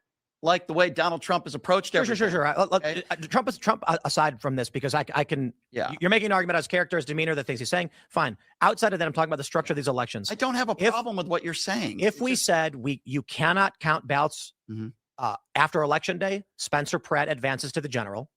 It actually means like Cisneros in 2018 doesn't advance, and the Republicans hold that seat. Then guess what? Democrats and Republicans, perhaps you're right. Democrats and Republicans need to be able to come to the table, which, by the way, they're not really able to do on any topic these days, because of the Republicans. And say, hey, I'll tell you why. You got to be able to reason. I agree with you that California is a mess. Okay, it's part of the reason why I would rather see someone else run for president other than Gavin Newsom. I'd like to see somebody else that would be a front runner. California is a mess. They have their issues. I understand that. But you have to go through the right legal process in order to change the laws that are on the books. I think the reason why the Trump administration is not going to do these things is because Watson v. RNC is poised to be ruled upon in the next week or two, which I believe the only conclusion is, as I described, the Supreme Court will have to rule that you cannot have universal mail-in voting, and you cannot, they're going to void the entirety of California's elections outright. So the question is, and this is the Republican strategy that is on purpose. Republicans sued in Mississippi intentionally, arguing the law in Mississippi allowing for the counting of ballots after election day is unconstitutional. They did it in Mississippi because it means that the Mississippi solicitor is going to throw the fight. That then, when the Supreme Court rules in favor of the plaintiff, California will be constrained. Right. So the ruling cannot simply be you can't count ballots after election day. Let me ask you a question, Tim, and this is going to the elections in general. I've always felt that there should not be an electoral college. I've always felt that it should be popular vote. That's terrible. Yeah, that's terrible. Popular vote. No, it should not be. Democracy sucks in general. I'm done with democracy. But if we're going to have democracy, no, not popular vote. That should not be. Why? Tell me why one vote in Maine should not mean as much as another vote, or shouldn't mean as much as in a vote in California. You asked. So the Great Lakes Coalition is a really great example. Illinois, Michigan, Wisconsin, Ohio, Pennsylvania, New York, et cetera. Ontario is a part of this as well, which creates an international barrier. Arizona tried filing a lawsuit to get access to Great Lakes water because they're an arid state, and I believe they get their water principally from the Colorado River. They couldn't do it because a combination of factors. The Electoral College is one, but the Great Lakes Coalition, which included a foreign country, blocked them from doing it. This creates an interesting example. In California, where as a single state, they don't have an electoral system, we saw the inversion of this. In the drought in 2015, Tulare County ran out of water. They had surface water, but there's a problem. Tulare County had only 300,000 people. So the poor migrant farm workers, their wells ran dry because the cities, which are dense and populous, voted to take away the water from the poor people. The idea with the Electoral College was, how do we stop New York at the time, because California wasn't around, from voting away the rights of Illinois or from these other states? We need to find a way to balance out these rights. This was a contentious issue, because a lot of people certainly said it should just be the people vote. And they said, here's the problem. We enter a new state into the union, and they say, I won't join because there's 3 million people in New York who are going to vote to steal our stuff. And they said, how about we then weigh this, which means you'll get a vote for president based on the population, but also the state. This means that Rhode Island, which only has one congressional seat, still gets 2 votes because states admitted for this reason need to have a power balance. Yeah. That was the point of the Electoral College. For every member of Congress, Senate or House, you will get 1 vote. So Wyoming has 3. Rhode Island has 3. The point is this. If we do not have an Electoral College system, if it is a flat universal vote, then the campaigning will only be done in LA, New York, and Chicago, and maybe Seattle and some other cities. Smaller cities will constantly lose presidential elections, and presidential candidates will have no reason to try and convince smaller states and populations to support them. This means you end up with a scenario where you have Arizona saying, we have a bigger population than Nebraska. I don't think that's true, but like Arizona could vote, and then Wyoming loses mineral rights. So a president comes in and says, I have no reason to protect the rights of people in Wyoming because they don't move the needle for either candidate. I witnessed I interviewed a migrant farm worker family, went in their kitchen and they turned the water faucet on and nothing came out. And they said, we can't drink, we can't take showers. And I said, hold on. What do you mean? And they said, the drought has hit everybody and there is surface water in our county that we should be able to drink, but San Diego voted that they get our water, so we die. And I was like, well, that's messed up. How do you protect against that? And they go, I have no idea. We all voted, and there's 13 million of them, and there's 300,000 of us. So we die, I guess. The farmers got loans and drilled thousands of feet into the earth and started getting as much groundwater as they could, which was causing the ground to sink and destroy the environment, all because Los Angeles is a dense population and there's no balance of control between jurisdictions. So, yeah, no, exactly. 100%. I don't remember which election it was, but I remember voting like something about the pigs. Like it was like a vote, like maybe it was the 2020 election. Yeah. Anyway, you voted for president and then you voted for other things. And then you voted for like the issues, like the props in your state. And like there was a prop that was to like make where the like on the farms, like where the pigs and the animals stay, like their cages like bigger, like to expand them, make them bigger. And I saw that and I thought like, man, this is a bunch of horseshit. Because listen, we're not farmers, right? Like we're not farmers. I don't know. I don't go there. Like I don't know how that works. So I don't know if they actually need the pens. That's like the pens to be bigger. Like I don't know if they need to be bigger or not in order for the health of the pig or something. I don't know that. But then I was like thinking like here, like a bunch of people in the city, like LA, are going to be voting for this. People who don't go to the farm, never been to a farm, not at all, nothing like that whatsoever, right? They're going to be voting for this. Sure enough, it won. And I forgot the negative effects for that, but I remember voting like no to expanding it. But it was purely there for like the liberals because it's going to make liberals feel good. Like, oh yeah, listen, I care about animal rights. Yeah, make it bigger for the pigs, those poor pigs. And I was like, yeah, I don't know about this because I don't know what the negative effects are going to be. Is this going to make bacon go up? Like, is it going to cost just more money for the farmers to actually expand the pens and stuff? And I was thinking like, well, this is kind of horseshit. Like, why are people voting for something that happens on the farms that we don't even know how it works? Completely stupid. But Tim is absolutely right. Like California, there's a lot of red in California. Like there's a lot of conservatives in California. It's just that the cities like Los Angeles are so blue and San Francisco, they're so blue and it's so dense that they're able to vote for the rest of us. And that's one of the reasons why we keep getting all these freaking Democrat politicians and governors and mayors and stuff like that is because, well, not mayors, but you know what I mean? Governors and stuff because of Los Angeles and San Francisco and all these major cities. So, yeah. Tim's absolutely 100% correct. I'm a big fan of the Senate. I'm a big fan of the Electoral College because we are a massive nation. And I believe that if we didn't have that, this country would have broken apart a long time ago because you ain't taking my water. Yeah. Well, I obviously disagree. Hey, good to see you, Mo. I don't care. You think the people of Tulare should have their water taken away from them? Of course not. But I do. Well, then how do we balance that? Well, in my personal opinion, it shouldn't matter what state you're in, what city you're in. One vote should mean just as much as another vote. Now, as what you talked about as far as campaigning goes, if you're running for president and you don't want to campaign in Wyoming because you don't think, it's as valuable to you because you're not going to be able to get as many votes in that. Real quick, Clayton, cool. Why don't you stream in 1440p? I think you were in here yesterday saying the same thing. It's because it'll make it go slow. I don't think my internet's like strong enough for that. Like I've tried it. I tried 1080 and it kind of makes it a little jumpy. So there you go. That's why. That state. Okay, so be it. That's why they don't care about Asians. Right, Brian, democracy is stupid.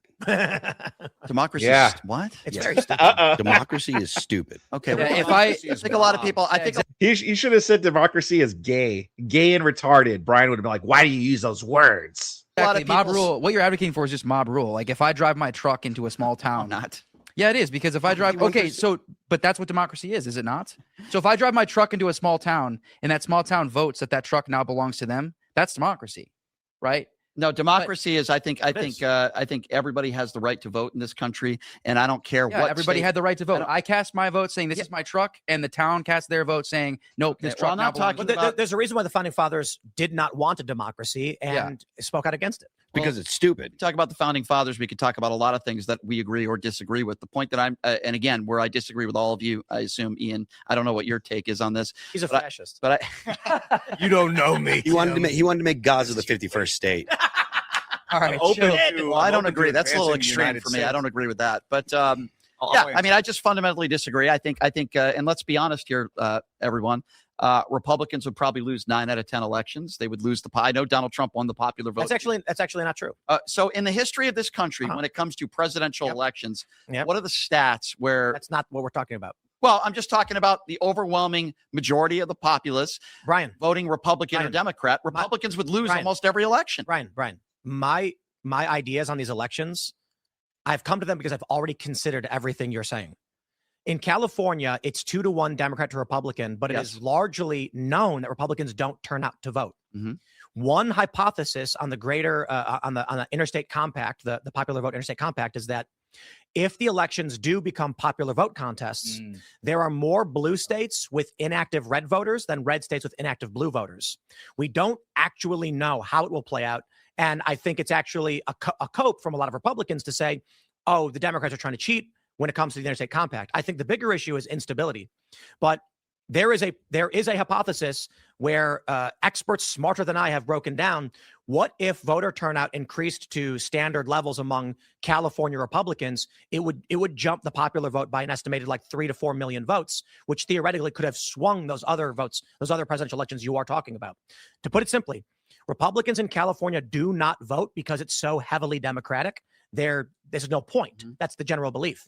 But in states like Wyoming, there's not a same proportion of inactive blue voters. Mm-hmm. So Democrats in Wyoming may be motivated to come out and vote, but they will not outvote Republicans in blue states. I mean, again, hypothetically speaking, that may or may not be possible, but I do also find it very interesting that when Republicans win elections, and I'm speaking in general terms here, like in 2016 or in 2024, a lot of those MAGA Republicans, those conversations seem to go away. Everything seemed to go okay in 2016 when Donald Trump won. All that, if you remember, it didn't. What do you mean? Hold on. Trump said it was fraud. And right in 2000, I was getting to that. In 16, he said it was fraud. In 2015, and leading up to those elections, he was telling everybody that the Democrats were going to cheat and Hillary was going to win. Then something happened. Donald Trump won a free and fair election, and then for the next 3 years, all of those rumblings and all of those conversations by MAGA Republicans seem to go away. No. You're wrong. When Trump won in 2016, he came out almost immediately and said, I should have won by more. There was a ton of fraud.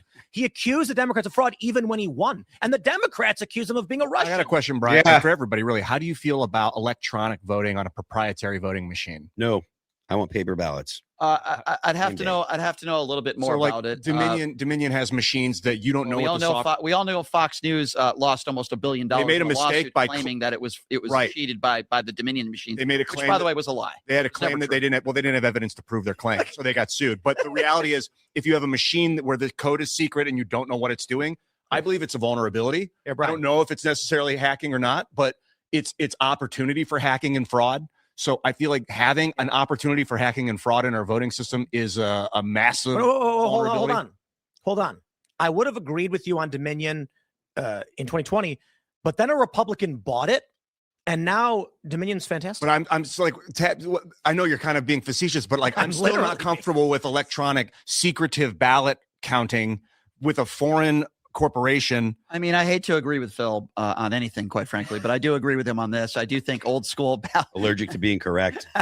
I do believe that we should probably keep it away from the Dominion machines. I'd probably be a little bit more comfortable there. We see that headline that you just put up, which Trump falsely claims, which is every day he falsely claims something. But millions of people who voted illegally cost him the popular vote. That is a lie. If you're illegal, you are not allowed to vote in a presidential election.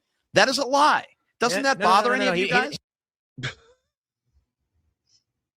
That's like saying, hey, this person stole $1 million from the bank. That's a lie. It's illegal to rob from banks. He didn't say illegal people. He said people who voted illegally. Right, but I understand that. But then why do Democrats not want ICE at voting ballot? Like that is weird. Sure, I'll answer that. I'll answer that because I think it's intimidation. Of who? From who? Yeah. If you're, why would a legal immigrant be? Why should ICE be at those? Why? Why would Democrats be afraid of it? Well, but answer my question. Why? Yeah. To prevent illegal immigrants from trying to vote. Okay, so illegal immigrants cannot vote, and I will tell you this. So it's actually quite simple. Can they try? No one should care. Can they try? Anybody can try to do anything. Okay? Great. So what's wrong with having ICE there? It is okay. First of all, if you're a family, we have guards at banks. I'll give you an example. People can't steal money from Let's banks. just say you're the mother. Let's just say you're a mother and you're not voting. You're undocumented, and you're there with your kids that are old enough to vote. Mom wants to go with the kids and watch them vote, whatever the case may be. I would imagine a lot of people would be very intimidated, and they would. What? Who's going with their? First of all, you have to be 18, so it's not like they're bringing their little kids to vote. Why would they go with their 18-year-old to go vote and watch them? Like, oh, my little majito. Oh, yeah, to go vote. Yeah, andale. And then like they're just watching voting. Oh, mamajito. It's like that's not happening, Brian. That's a completely made-up scenario. It's not happening. Wouldn't go there and they wouldn't vote because there are ICE agents there. Hold on. Oh, well. Intimidated by law enforcement? Wait. Your example is some kids that have birthright citizenship from an illegal mother. That's your example. Anchor babies. I'm giving you. That's your example. I'm giving you examples where I have talked to people that would be. They shouldn't be voting either. To be frank. So criminals agree. Yeah. Stay away. There are people. There are Brian, people that are very. Should banks have guards?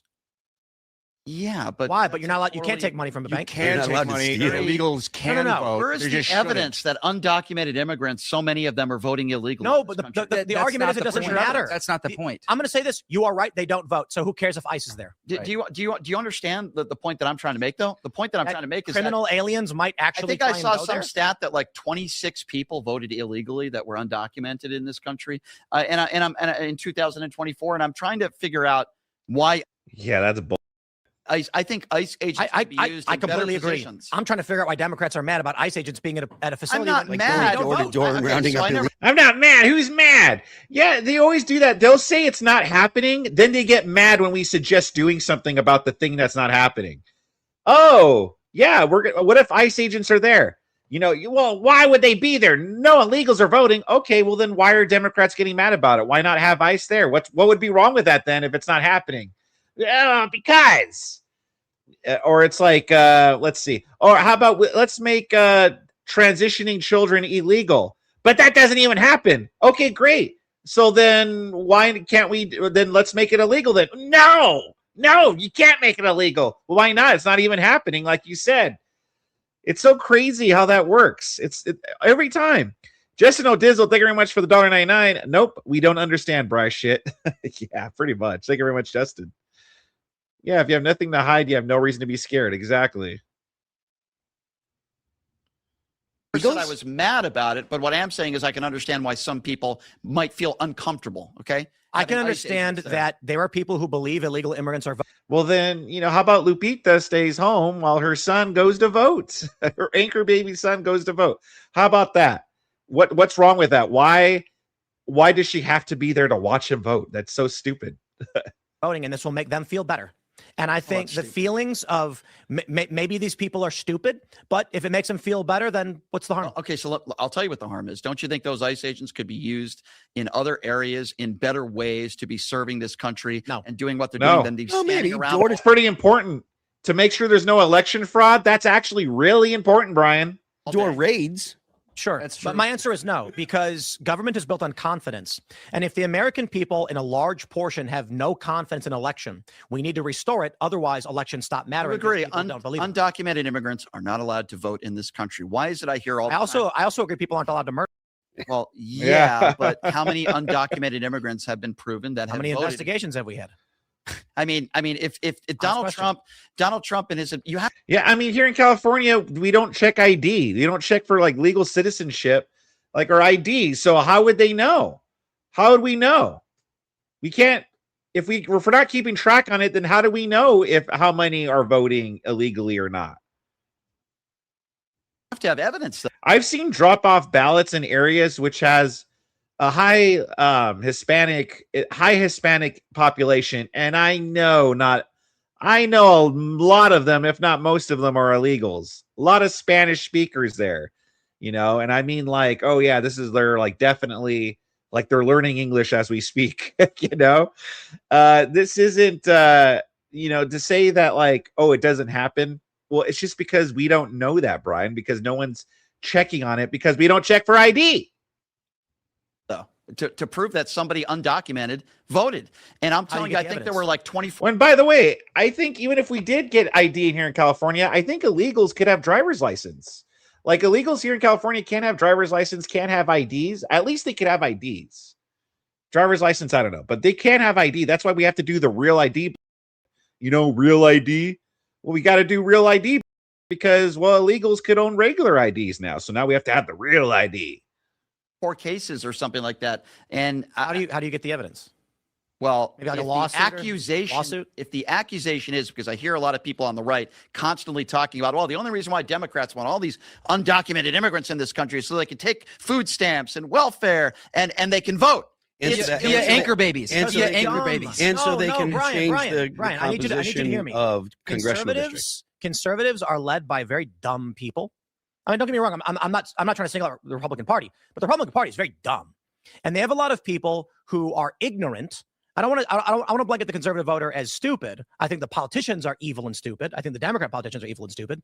The issue is when an illegal immigrant comes into this country under the Biden administration is a great example. He was flying them to various cities. In the sense, hey, good to see you, Miguel. Illegals couldn't vote if we had ID laws because they wouldn't be able to register. In order for an illegal to vote, they have to pose as someone else. If we had an ID laws because they wouldn't be able to register, in order for an illegal to vote, they have to pose as someone else. That's true. I just could have sworn that, like, in California here, illegals could get ID. Anyway, good to see you here, Miguel. These illegal immigrants cluster around. That's why we have, like, real ID now.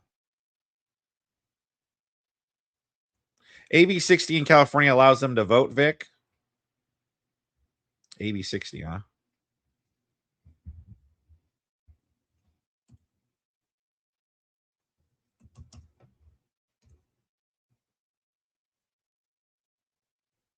AB 60 driver's license.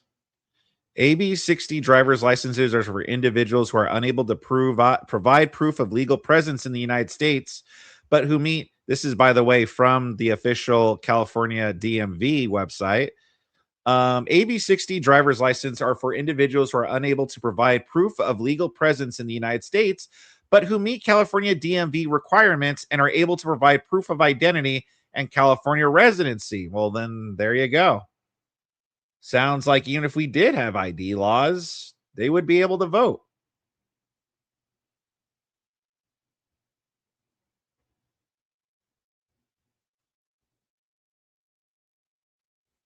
California lets you show a gym membership as your ID, but no, illegals aren't voting, Brian. Yeah, I know exactly. So there you go. Yeah, AB 60 driver's licenses. Around cities, which results in more electoral college votes for Democrats, and it results in more congressional seats for Democrats, not because they vote, but because they pad the census numbers. It's estimated that if you were to remove all illegal immigrants, Democrats could lose an estimated 4 to 12 congressional seats. So when you combine redistricting with current redistricting with census redistricting in 2030 and illegal and mass deportations, there is the swing is expected to be somewhere around between like 10 to 20 seats that Democrats will lose.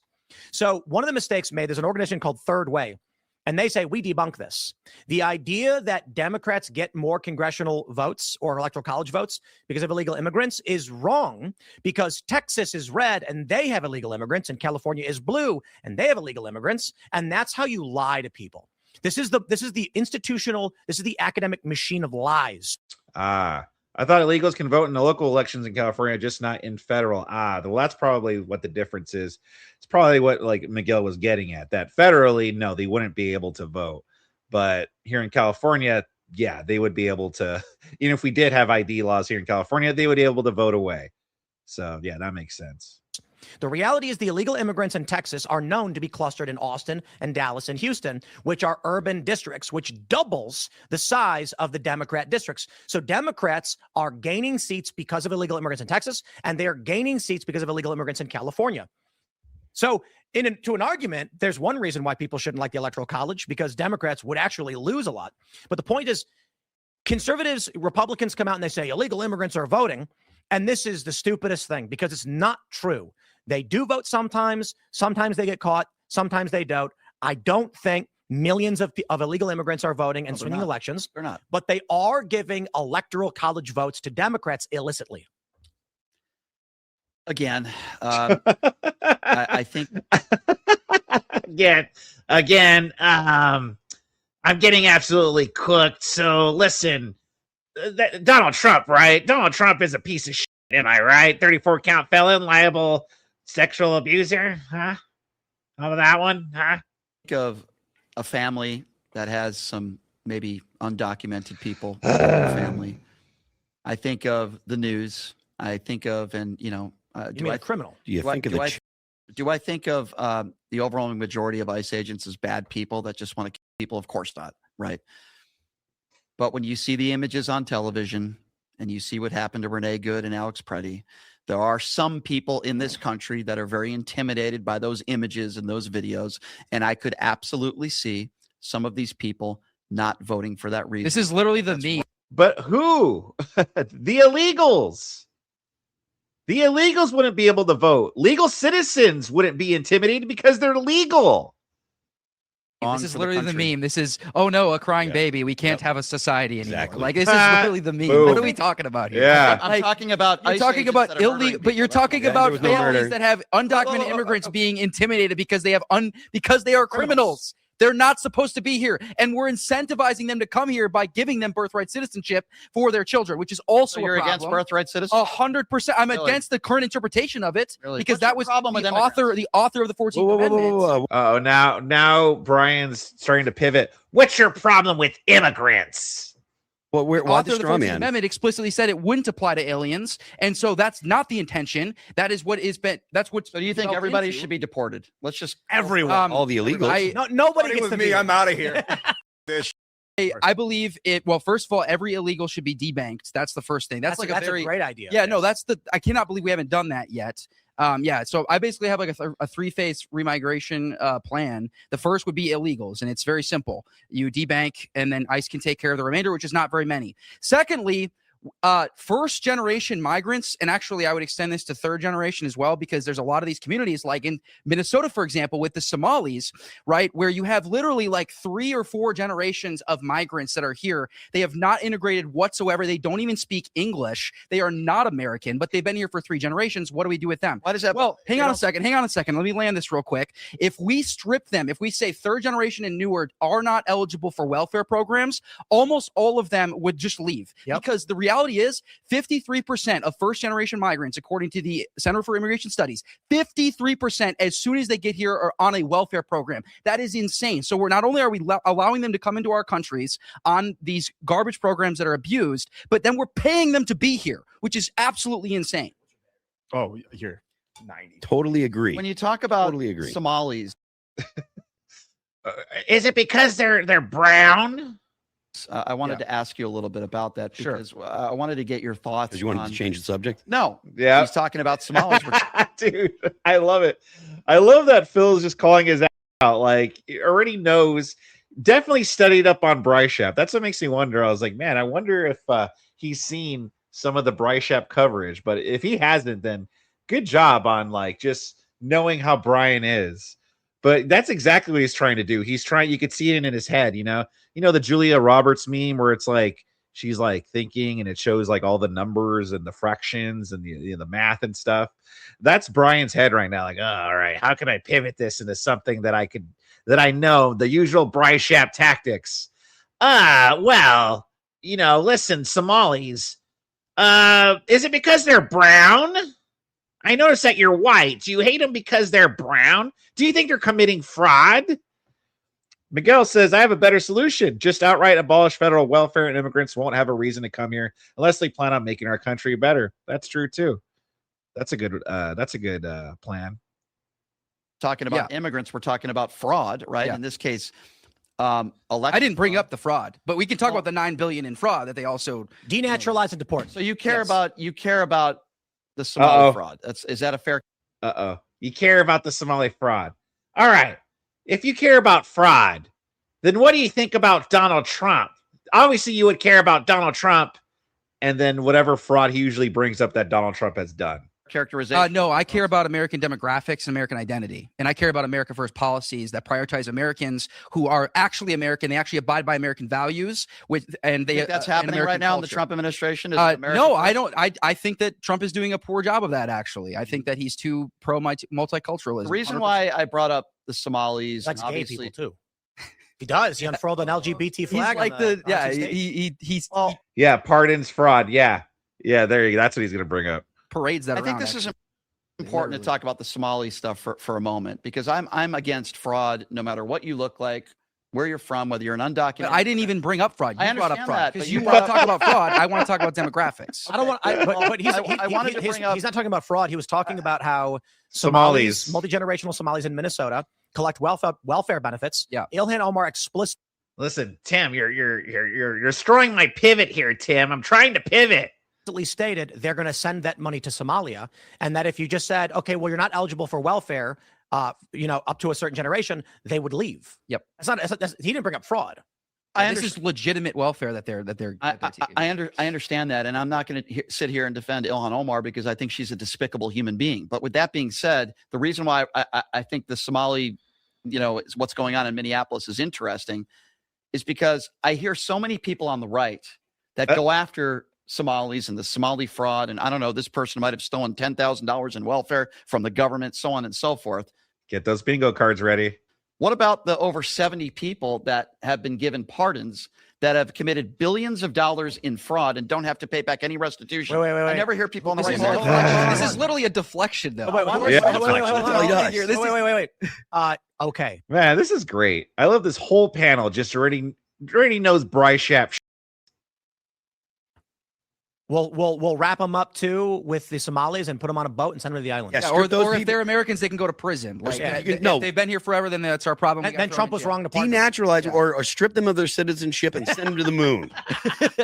They don't know to Somalia. Somalia, there you go. Strip them of their citizenship and send them out. We agree with you. They can go to Somalia with Ilhan. Yeah, strip them of their citizenship. Well, you could tell Ilhan. I'm not a big fan of hers, but the point is, this isn't about fraud. This is about America Last policies that are literally prioritizing foreigners who just got here over Americans who've been here forever, Americans who actually built this country. That's who we're prioritizing. This country founded on immigrants? The entire phrase "nation of immigrants" doesn't show up until the 1960s, pushed by the Anti-Defamation League in a book that was attributed to JFK, not actually written by him. So that phrase doesn't even show up until the 1960s. We should make it easier for people to come into this country? Absolutely not. No. So 10 to 15 years to become a I think we should close the border for the indefinite future. Close the border and immigration for 2 decades. Wow. At least. Yeah. Wow. I'm only happy.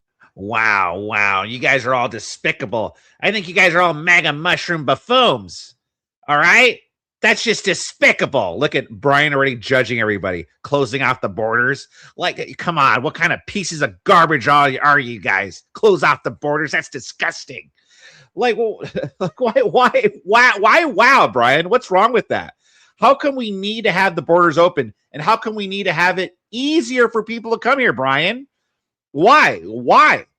If I said, like, I don't want people visiting my house ever again, or at the very least, the next 10 to 15 years, I don't want people visiting my house. Why was that a bad thing? Why would I need people to come over and visit my house? Brian would be here like, you need to make it easier for people to get in here. Take out the locks on all the doors. Leave your doors wide open. That's what Brian would be saying. But why is it a need? Why do we need people to come here where if we were to say, close the borders, it's a bad thing? Why is that bad? Brian just grants that it's a horrible thing to say. But he won't be able to explain why. He won't even be able to explain why. Halfway there between you guys. 10. Wow. No, I think I do think we want immigration. What we don't want is mass H-1Bs. We don't want cultural discohesion. We don't want displacement. We do want hand cherry-picked scientists, athletes. Like, shouldn't those people be making their countries better? Because we're actually stripping their talent from them, and that turns places like India into a shithole. So, I mean, I got no problem with the United States being the unipolar dominant power by brain draining other countries. Okay, but why isn't China doing this? Like, why isn't China bringing in all these, scientists? They are. It's called the Thousand Talents Program. They're bringing in Indians. Well, I probably the 1,000 Talents China is recruiting. Well, but you already granted you're against H-1B. You're against H-1B. Yeah, it's miserable. Yeah. Okay. So what? H-1B is the lie where they try and tell. So are you familiar with like O1 and O2 visas and things like this? Extraordinary talent, scientists, researchers, business leaders. H-1B is not those things. They claim H-1B is for the people who we can't find them to do this job. They're talent. No. Those are O visas. And there's a bunch of others. There's like Olympic athletes that I think that's like a K visa. H-1Bs are, we couldn't find anyone to take the job, so we'll take whoever we can get. And the trick that these companies use is they're supposed to make a public announcement of the job availability. If nobody applies, then they're legally allowed to recruit from any other country through H-1B if they, of course, there's a lottery for it. So what they do is they'll buy a tiny little ad in a newspaper to satisfy the legal requirement for public notice. Then when no one applies for the job, hire a guy at 70% of the standard wage from India and move him here. It's fraud. That is fraud across the. Did you review Andrew destroying the fatty panel? Yeah, I actually reviewed it yesterday. It should be going up on my channel tonight after the stream was over or early tomorrow. It'll probably go up tonight. Actually, who knows? We'll see. It'll go up tonight or tomorrow. We'll see. Why have I never heard of this kid? Yeah, he's starting to branch out more. I first heard of Benjamin Michael. He used to go by Orthodox Luigi. He's a Orthodox Christian. The first time I reviewed a debate he did like last year, he did a debate with Craig, Fight the Flat Earth Craig on, I think, Modern Day Debates. And that I reviewed that one. So that's where I first heard of him. Yeah, he's pretty based. And also, too, he did an interview recently with me and Marte on Woke Autopsy. It's on my channel. Just go to the Woke Autopsy playlist. You'll see it. Board. Those are American companies doing it. And it's worth noting that the H-1Bs are tied to employment. So the people that actually employ these people basically can treat them like absolute garbage. Right? Well, that's like, another thing. They're paid 20-30% less. Yeah. And they'd so you better work on Saturday. It'd be terrible if you lost your job. How many people are we talking about here? Because that's another thing too, is like, don't you agree? Hundreds of thousands per year, maybe? Okay, sure. But don't you agree that like we are in a position now where we need to close it at least for now to get things under control. I disagree. Get our demographics under control. I mean, right now we are literally the immigration problem in America right now is even under Trump. But my point is when we stop the general economic migration. Yeah. So I don't think we should have zero migration, but I think you and I actually probably agree to a great extent. I don't think a working class guy in Guatemala should be able to apply for a work visa to come to the United States at this point because of the issues we've had. So I have no problem with a general moratorium on economic migration. But if there's like a dude who's invented a new polymer that's going to revolutionize space travel or something, we got to steal those people. And I understand your point too, because it's a good point that their countries become shitholes because we take the talent from them. I actually am not bothered by the idea that the United States is a shining city on the hill of the best, brightest, wealthiest, and the other countries go down the bell curve of like worse, and we're at the top. But what do you mean by better now? You're just talking about like technological development and like GDP going up. Like, what do you mean by better? Because I'm not concerned about cultural discohesion from like 100,000 people per year into 300 million. Yeah, I agree with that. But right now, cultural discohesion is what is exactly. But that's my entire with deportations combined with general economic migration moratorium, we're reversing that. But I still think we want to leave the door open for legitimate top tier high talent. Like if there's a dude in India and his IQ is 210, and he's like, I'm going to build the best super semiconductor anyone's ever seen. I have a new invention. We don't want India to have that. We want it. I don't want them to beat us in the space race. Long term, I'm not opposed to a couple 100,000 migrants a year. I think that's normal. I think that's healthy for a nation. But I mean, I think just that right now, because of the little 911 situation we're in with migration, mass migration, which you agree, I just think we need a blanket. But again, so like, let's say we do a blanket moratorium. Yeah. Brian's mad they're not talking to him, so he'll bring him January 6th. Yeah, exactly. I just like how quiet Brian is. he's so quiet because now that they're actually talking, they're actually having like a political talk here. Brian's very surface level, so he's just like, he's probably trying to find his opening. Like, let's see, how can I pivot back to Trump? Let's see. You're never over for 24. Thank you very much for becoming a YouTube member, brother. Remember, with that membership, you get access to all the previous cool stream lives, and you get access to some pretty sweet custom emojis. And if you guys want to see more custom emojis, we need the membership line to go up, baby. So thank you very much. You're never over for becoming a member. Zero immigration. Yeah. And then literally some guy in India is like, I've done it. I've discovered a new element. And we're like, shh. I'm willing to take that risk want it. if in return I get my America First policies, we get Americans taken care of, and we fix our demographics. So are we problem doing and that our now? cultural problem. That won't happen. No. though. So here's the other It's thing. not to a consider. one-and-done Here's the other thing. thing. Oh, he heard. He heard American First policies. Are we getting that now? Yeah. What policy? What policy do you guys like that Trump has done? Huh? He's like, back in the game. The reason why I'm not for just I'm talking like a 90%. You're talking 100. So Elon's building a semiconductor factories. We've outsourced. One of the problems with everything we've done in the past 30 years is outsourcing of a lot of our higher talent jobs. We have Taiwan building most of our semiconductors, which has left us vulnerable to China. We need those here. It's one of the reasons why I think SpaceX is actually going to go way up in value, because Elon's talking about building a semiconductor it's called like Terafab, I think, semiconductor factory in the U.S. We need to reintegrate top technological talent, engineering, et cetera, which we gave away. So we have a twofold problem with, we're bringing in too many Guatemalan farmers. They can't replace middle managers. And we've exported a lot of our high-tech jobs. You know, like I went to a meeting with an app development company 10 years ago. I had an app that I was working on. Most of when we're like, okay, we need to hire some developers, they go, oh, Ukraine.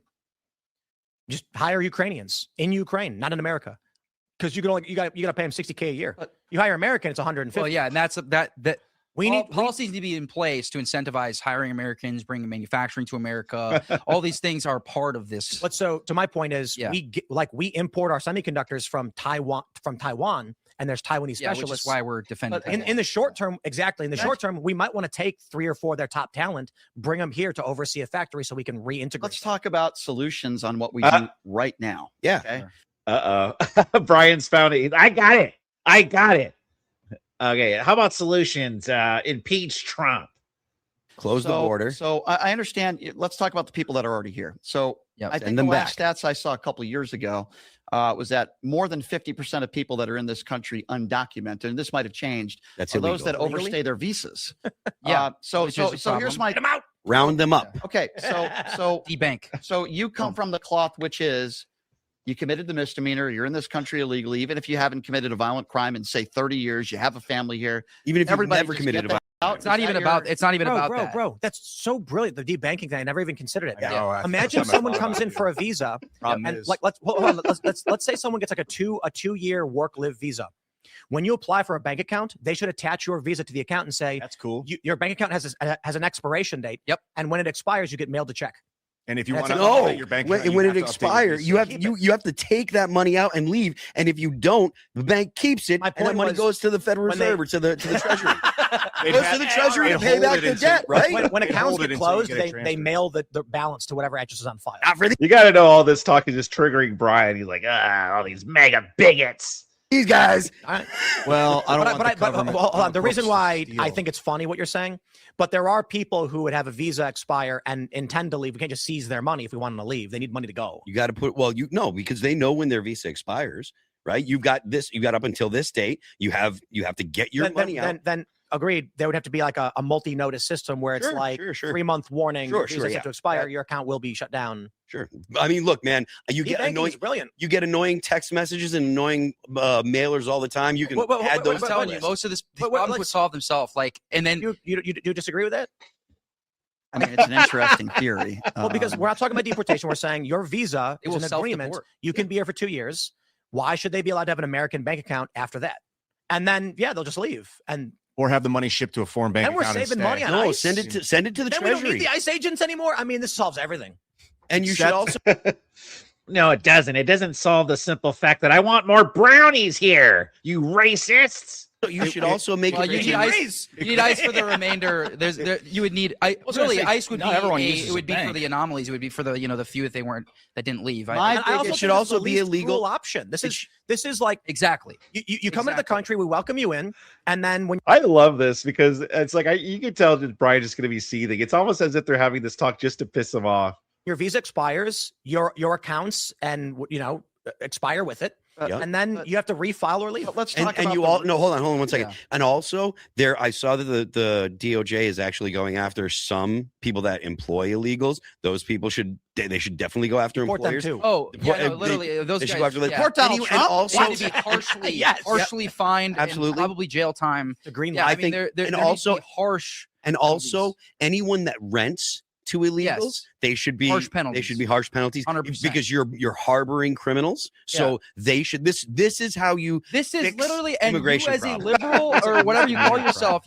This is how you registered independent, Benjamin. Mitigate the exploitation of my low cost migrant labor. This is how you mitigate that because you're getting them out in a humane way, right? So that the economy is not taking advantage of them, which is something that you disagree with. We all agree that's bad. There's no ICE raids. Yeah. What if we actually create Visa accounts so that it's not a bank, it's actually an account through the government? If you are coming here, so what this says twofold. When these workers come here, they can't get paid under the table. I mean, you can, but what you want to do is you want to create an easy path to not having that happen. We don't want illegal workers. So when you come here with a visa, you get an account attached to it with a bank account so that we can make sure they're paying taxes they're supposed to pay. They're getting paid the amount of money they're supposed to be getting paid, not getting ripped off. And then when their visa expires, the account has just gone with it. It's a one of the problems we have is they'll come in and they'll just work under the table. Yep. So how do you get rid of that? Well, you don't get rid of it through punishment because they're already breaking the law. You get rid of it through incentives. How do we stop people stealing music? We made it easier to stream music than to download music. So you make it easier for them to get paid through an account than it is to get paid under the table. Taxes are collected properly, wages are paid properly, less illegal hiring because it's easier just to use the account. And then when your visa expires, the account is. I was talking about harsh penalties for the employers and agreed. And the you get caught paying under the table, you get lashes. You think it's humane what they're doing right now? Don't care. What you don't care if people are treated like animals? You don't care? I want people treated like animals. I want people to be. How is that being treated like animals? You don't care if people are treated like animals? Like how? How is that? That's actually more that like they're saying it's actually more better than having the ice raids. It would just solve themselves. So it's actually more humane. So Brian, if you're really, because Brian will say that whenever you accuse him of being a liberal, he'll be like, I'm not a liberal. I'm a registered independent. Okay, I am for border enforcement. Like he'll claim he's for border enforcement, but then ideas like this, he'll be like, you believe people should be treated like animals? So then you're not for border enforcement. Dissuaded from coming here illegally, dissuaded from staying. But that wasn't my question. If it takes some amount of military or police force to do it, then yes, I'm okay with it. Let me ask you. Go ahead. So you said people are being treated like animals? Some are. So what is the criminal line for when someone can be treated like an animal? Great point. We're all animals. Like a guy walks into a mall and takes a kid and let's say a black guy walked into a mall, went to the third floor. First of all, don't break the law. If someone's seeking asylum, right? Don't break the law. Don't deport them. That's illegal. For you. Let's say a black dude went to a mall. Yeah. Went to the third floor, grabbed a little boy and chucked him over the edge of the railing. Can you treat him like an animal? You could certainly use deadly force to arrest him. Worse than an animal. You can't just kill an animal. That's a felony. We're talking about. I'm talking specifically about people that have. I'm just going to the extreme end. We're walking. Right, but I'm not talking about felons or serious what I would consider violent crime. We're talking about people who have committed misdemeanors. And I think when you send certain people that are nonviolent criminals, say to an El Salvador prison, treated like animals, I have a problem with that. Here it comes. El Salvadoran. No, not everybody that's not true. People that were sent over there, a good portion of them were not from that country. Other examples? Look it up. Look it up. What's the dude? That's what Brian kept saying on Thursday's show. Look it up. Just look it up. Like, no, Brian, you're the one making the claim. Why don't you tell us where you got that information from? Like, tell us. I got it from this website. Okay, then they could look it up and verify what you're saying is true or not. Look it up. I saw it on Facebook. My aunt shared it. Okay? She shared a post saying that they're not all Salvadorian, and I believed it. Thank you very much, Justin O'Dizzle, for the $4.99. I kind of like Tim's idea, but let's add to it and eliminate any pathways to send money home. Oh yeah, that'd be that's a good suggestion too. Thank you very much, Justin O'Dizzle, for the $4.99. Look it up. Yeah, look it up. Guy from Maryland, I'm forgetting his name. That's actually incorrect. There is no guy from Maryland. He lived in Maryland. He Maryland was from man. El Salvador. I I mean, the guy from El Salvador who got sent to El Right, Salvador. but they claim that he was in gangs because of his tattoos. Why Why is it America's responsibility to even ensure that they get back to the country? Because they there's came something from? in our constitution. But they came into our country, right? Why does it matter? Why does it matter? Because why is it our responsibility? Why does it matter so we can just be inhumane to human beings? Is that your argument? No, my argument is why is it America's responsibility to get them back to their home country in the first place, rather than just expel them from our country? Hold on. Send them to an El Salvador prison. And away from America. They came here illegally. Ryan is correct. 230 Venezuelans were sent to El Salvador. 230. Oh, no. Why is it Venezuelans. America's responsibility? I don't understand. So send them to. So let me. Hold on, real quick. Venezuela refused to accept them, so they were sent to El Salvador instead. So it's your. That's stupid, Brian. Position that. Why is it our responsibility? He just faved it, just ignored it.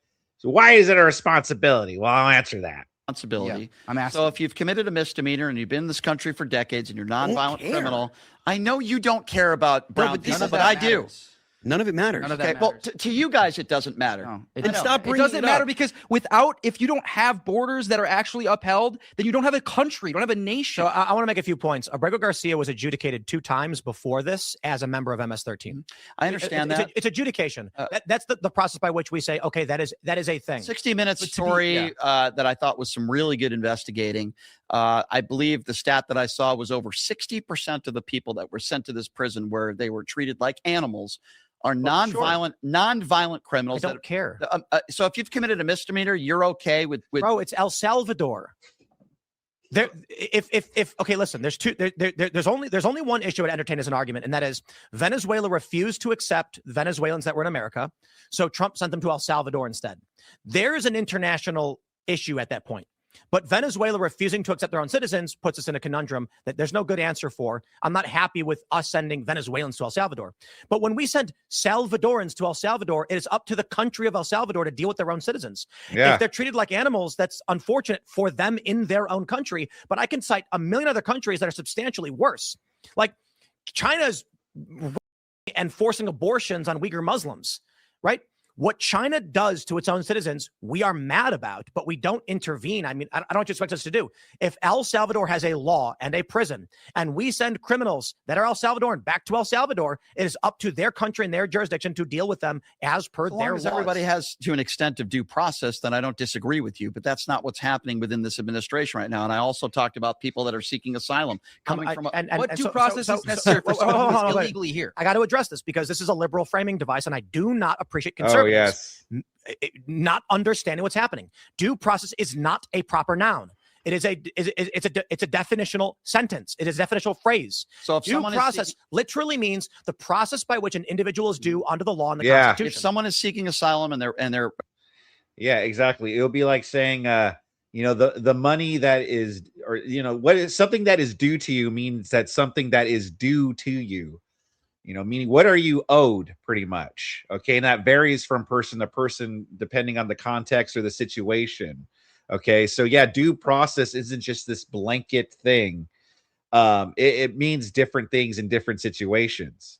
filling out the proper paperwork and they're going to their court dates and all that. Is it illegal for us to deport them? No. You listen. I am not playing this framing device game. It's not if framing. you come to a port of entry and apply for asylum, you may be granted it or temporary protected status. If you enter the country illegally, committing a crime, and then say, I want asylum, they can deport you. Yeah, that's not what I'm talking about. But we know that there are cases, where they are. Where, Lupita and Jorge and their 6 kids, they're here, they're working hard, paycheck to paycheck, just trying to make a life here in America for their family, and they're getting deported. How do you feel about that? Why are you so cruel? By the way, seeking asylum. They're going about. I love that Tim Pool is just like had enough. Like I'm glad that he's settling the whole due process thing About it the right way, and they're following the proper paperwork, and they're getting arrested right outside of courtrooms. That is illegal. Those are the specific cases. You're talking about individuals who entered illegally and later tried to claim asylum to stay here. The due process in that circumstance, the process by which you are due under the law, based on the INA codified by Congress, is that an executive branch judge, these are not judiciary, can issue an expedited deportation order regardless of your declaration of refugee or asylum status. If you apply beforehand and are granted TPS, then they cannot, because the process you are due is a hearing to determine. What I'm trying to tell you is that is also taking place, and you could look that up if you and the look it up. Gosh, Brian, why can't you just at least say where you got it from? Like, if you're gonna do this show, at least bring like the knowledge. Like, oh, I read it here, or I read it there. You can look it up. Just look it up. It's on Facebook. Here, I'll tell my aunt to send you the post that she shared. Thank you very much, Keith, for the $5. Due process. In the Second Amendment, did they say citizen or people? Why didn't the founding fathers put an age restriction in the Second Amendment? Oh, that's a good point there. That's actually a good point to bring up. Thank you very much, Keith, for the $5. You know, and if you want to know, you can look it up. Existence of errors are regretful and should be stopped. It's happening a lot. Agree on that. But it's not the majority or the bulk, and it's not the principal issue. I didn't say it was the majority. I never said that. The issue at hand is 90+% of the people who, so during the Biden administration, I think the number was between 90 and 95 of the people claiming asylum did not have legitimate claims. They were crossing the border illegally, being placed under a bridge in Texas, and then CBP officers were being instructed not to ask them their claims, and they're being put on buses, trains, planes, and vans and shipped across the country. Then they were being asked when they arrived by NGOs what their asylum claims were. Then they were gone, and the asylum claims were determined to be at a high rate to be like false or incorrect claims, and they were already gone. So what the Biden administration then did was they just erased the cases. So where these people were supposed to go to court to follow up on the claims they had made, they became de facto second-class citizens in the United States because they were here illegally, but they no longer had pending action under asylum claims. This is psychotic. It's insanity. Deport all of these people and do not let people illegally enter the country. And if they overstay their visas, debank and deport everybody that's on. Yeah, you know, he just read this on Facebook. I follow Occupy Democrats on Facebook, okay? And that's where I read it at. Look it up. Don't you follow them on Facebook like me? Look it up. Look it up. Documented in this country right now, regardless of whether you have any other criminal record or broke any other law other than committing a misdemeanor coming into this country illegally. It could be 50 If you are asked, imagine 5 years. Real quick. They all should be deported. Real quick. If you got a problem with the law, you can change it. Yeah, also imagine, what I was just talking about with you is the Trump administration breaking the law, right? Where? And even, I just told you, there are specific examples of people look it filled up. out the proper paperwork, that have done it the proper way. Yeah, then he just explained to you what was going on there, Brian. Did you not listen? Indeed, and when errors happen, because they happen in every system, they're regrettable. They should be stopped. You agree that that's also wrong?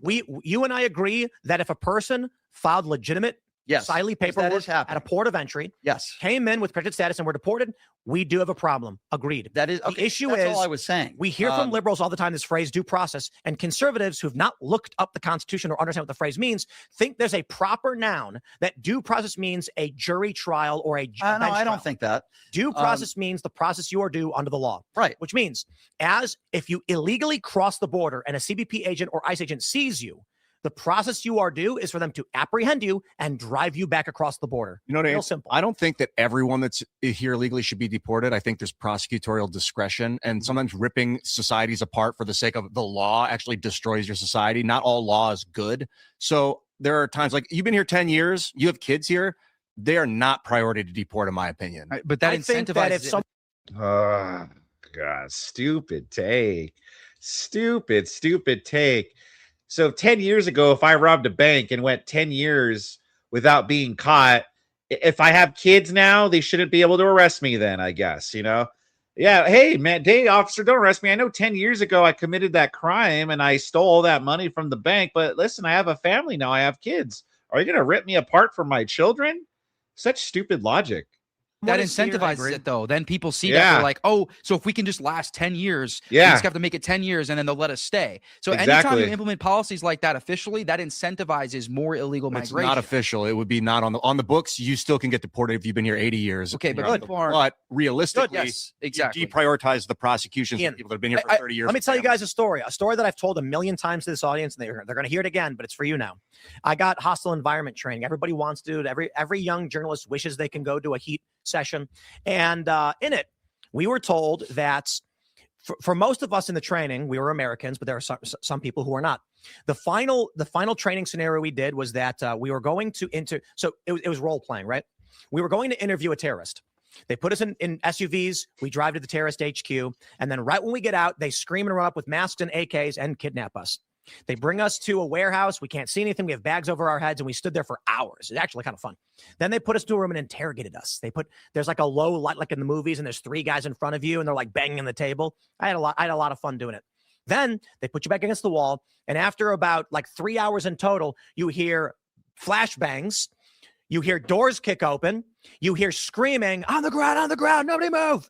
And dudes come in, tactical gear and guns. Mhm. They put the scenario terrorists on the ground. Everybody stands there. Then they march us all outside, take all our masks, and they explain to us, if you are American and you are kidnapped, do as you have done. That you will be rescued.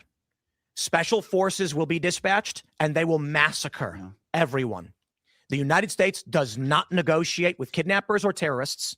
However, Unless you're Donald Trump. if you are European, particularly if you are Yep. That's all of us. That is all of us right now.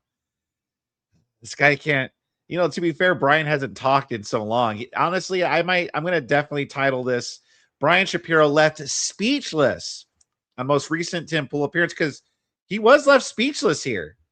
You can't deny it. He was left speechless. He hasn't talked for like a long time. He has to get out the but Trump every so often, or else he'll explode. German or Spanish, you need to avoid these areas. The governments of Spain and Germany notoriously pay any amount to rescue their citizens, so you are high targets. If you go to the Middle East to do journalism, they will seek you out and they will kidnap you. If you are Americans, they will be afraid to.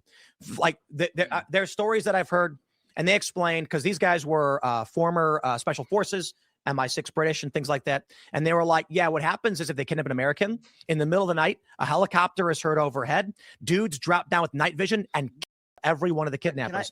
So my point real quick is this. The reason Can I bring up Trump real quick? But I also like how they're not letting him like get away with anything. Like they're actually like talking over him. Like they're in a nicer way, obviously treating him like how he treats the callers on his own show, but in a nicer way. But it's not allowing him to do all of his normal tricks. And every time he tries to, he gets called out. It's really good. Like Brian Shapiro properly getting disarmed here. bring this up is that the United States has maintained the doctrine that you do not negotiate because it will incentivize. If we say, as you were just pointing out, if you last a certain amount of time, you can make it, then they go, here's our plan. We're going to hide and we're going to be squatters and we're also going to falsify documents claiming. Yeah, but you don't. That's why I said you don't make it legal. You just say, hey, if you're here illegally, you're going to get deported. But then realistically behind the scenes, you're like, we're going to. And then what happens is it's reflected in enforcement and the cartels go, here's your 10-year forged document. Once you get to Omaha, claim you've been there for 10 years and they can't remove you. So we'll take them out. I don't have agree, any and I legal recourse. disagree with some of what you guys are saying, but I want to ask you a question. Uh-oh. You had said something to me earlier off the air, which I completely disagree with. Oh, God. Wow. Brian must be really desperate here to bring up something off the air. You said it's probably going to be something that he's interpreting as racist or something that Benjamin said. You said that Israel and the Jews are the cause for all the problems. Well, I'm Jewish and I'm really offended by that. How could you say that? Ken for the Canadian Fiver. He couldn't help himself. Had to scratch that TDS itch. Unless you're Donald J. Trump. Yeah. He is deeply deranged. Yeah, he had to scratch it. Seriously, it's like a tick. It's man, what is it where it's like you curse spontaneously, like you can't control it, and you just like you'll just have these ticks. That's what he has, but for TDS. Did you even know what that Trump is a feeling? Yeah, Tourette's. There you go. Yeah, that must be a side effect of Brian's form of TDS, is that it comes with Tourette's. He has like Trump Tourette syndrome here. Like he has like, Trump, but Trump, Orange man bad, 34 count felon. Oh, okay. So anyway, yeah, I'll order the coffee. 34 count felon, liable sexual abuser. Like you can't help it. You have a disdain for Muslims. And all right. See, I knew it was going to be something. When as soon as he said, you said something to me off air, which I disagree with completely, I was like, it's probably going to be something that Benjamin said that was going to be some sort of racism or some sort of bigotry in Brian's eyes. So here we go here. This is Brian's foot back in to the conversation, since he can't hang with the rest of the conversation. You believe, even if you're a legal immigrant, Yep. you believe all Muslims should be deported. Is that correct? Muslims that are consistent with their religion, yes. Because, what does that mean? Because Sahih al-Bukhari 6922, which is a Sahih hadith, it's authoritative to all Sunni Muslims, states that they have to kill all apostates. So that means that they are held to the doctrine that if let's say a 20-year-old Muslim girl converts to Christianity, they believe, if in power, that she should be stoned. So how do we police that? Because not all Muslims think that, by the way. So how do we police something They can like that? live contrary to their religion, yes, but they have to be living all Muslims contrary to their shouldn't be religion. deported then. It's a case-by-case basis, and you question them on whether they believe in I'm saying that Islam in general as a religion is not compatible with America. And so therefore, if someone is actually abiding by the doctrines of Islam, then they're incompatible with America. So it's a moral high ground that you're taking. You think all Muslims... Yeah, because America's a Christian nation. So okay, well, that's your opinion. No, it's not my opinion. It's in the state constitutions. Okay, well, 11 out of the 13. So what does that mean? If I'm not Christian, do I have to believe by Christian? You have to abide by the Christian culture of the country that you're in. Yeah. Well, technically, you have to abide by the law, and I think that would establish and the law is informed by Christian. Well, pre-crime, if you have to deport people based on what you think they might do, that's a. So how do we police that? So explain to me this: if you're a Muslim living in the United States of America, and we're going by your standards, which obviously I disagree with, how do we police whether Muslims have this belief system or not? Because as you know, every human being is different. Every Muslim, a lot of them actually do. Every Christian is different. Yeah, I mean, a lot of them do. So how do we police it? Tell me. Yeah. I mean, I think that you could.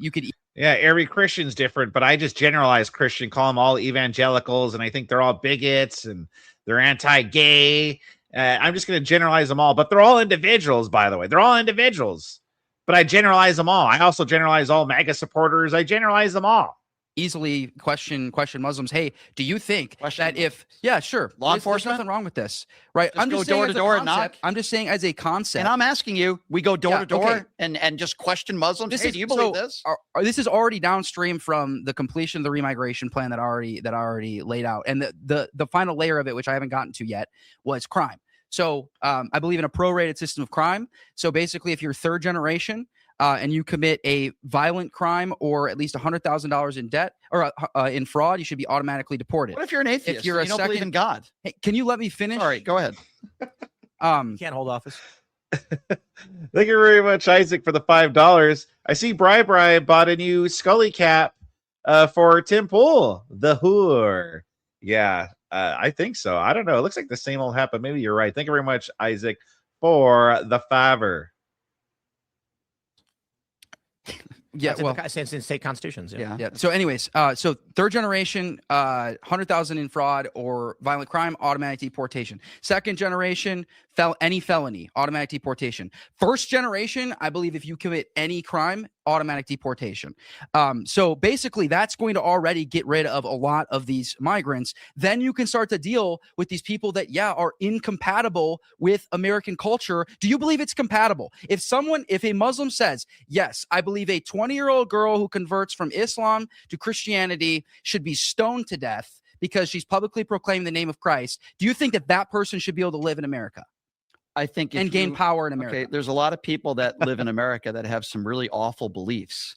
But Like just because MAGA. you believe something doesn't mean you're going to do it. So you think that that is compatible with American culture? Whether somebody's compatible with American culture or not is not the point. You're asking me a question about it is the should point. you be That's what I'm should asking. you be deported if you have a belief that you disagree with? And I say absolutely not. Okay, well, I say Absolutely absolutely. not. I say that is incompatible with American culture. We don't stone people here in America. You can go back to Saudi Arabia or Afghanistan. No, and no, do no, that, no. We don't do that here. Okay, Here we don't stone people. The Yeah, act Brian. of doing it is different than believing. Okay, in but something. if they're admitting when we take power, we're going to do this to you, then I don't want you in my country. That should not be controversial. That's to me, that's not a reasonable thing to say, that you think that just because a Muslim person might have a radical, and by the way, not all Muslims believe in that stuff. Okay, They do, but the hadith for all. Yeah, so Brian will get pissed off if we say, "Oh yeah, we don't like gay marriage. We don't like gay marriage. We want to be we want it done with. We don't want it here anymore," right? He'll get outraged at Christians and say, "Well, just let people do what they want. Just let them live their lives. Life is short. Stop telling people how to live their life." But then Benjamin here says, "Well, if you're here and you believe in stoning people to death for certain things, then I don't want you in this country," right? Meaning gays. Gays are the ones that usually get stoned to death, right? In Islamic countries. Brian, all of a sudden, he's very defensive. He's like, "Well, listen, not all Muslims, okay? Not all Muslims. Just because they might believe it doesn't mean they're going to do it. I don't think that's so, I don't know. I just don't know about that." Again, just all these atheists or whatever Brian is, they're very harsh against Christians, but with Muslims, they make all the excuses. Meanwhile, Muslims are much harsher, very much harsher to women and to homosexuals, but Brian is much nicer about Muslims and stuff. It's crazy. Sunni Islam, Sahih hadith is authoritative to them. I don't know. You're friends with Myron Gaines. Does he think that? I want to read a really funny. Are you able to read that as a? Let me go ahead. Look at Benjamin's face. For all Sunni Islam, Sahih hadith is authoritative to them. I don't know. You're friends with Myron Gaines. Does he think that? I want to read a really funny. He's like, what does Myron Gaines have to do with this? Dude, he's got Myron Gaines derangement syndrome. He's got Andrew Wilson derangement syndrome. He's got Trump derangement syndrome. He's got all the syndromes, man. I didn't think it was possible to have this many derangement syndromes. But there you go. You have Brian here who has all these derangement. He'll bring up Andrew Wilson randomly. He'll bring up Myron Gaines randomly. Trump, obviously. He's ridiculous. Are you able to read that? Or is it too far away? We need. It might be too far away, right? Let me zoom in, make it as big as I can. Is this? What are we talking? What is this? I might know what it is. Where was it? I just want you to read the. This looks I like know a what this hadith. is. This is Joseph's. This is story. His story's a commentary on the amendments. Nope. Oh, okay. Nope. Just you can read that line. Or is this one of the constitutions in the state constitution? You just read the line. That as it is. That is a In all fairness to Brian, he was yelling at the Muslim club at Berkeley. He was yelling at the Muslim club. Oh, geez.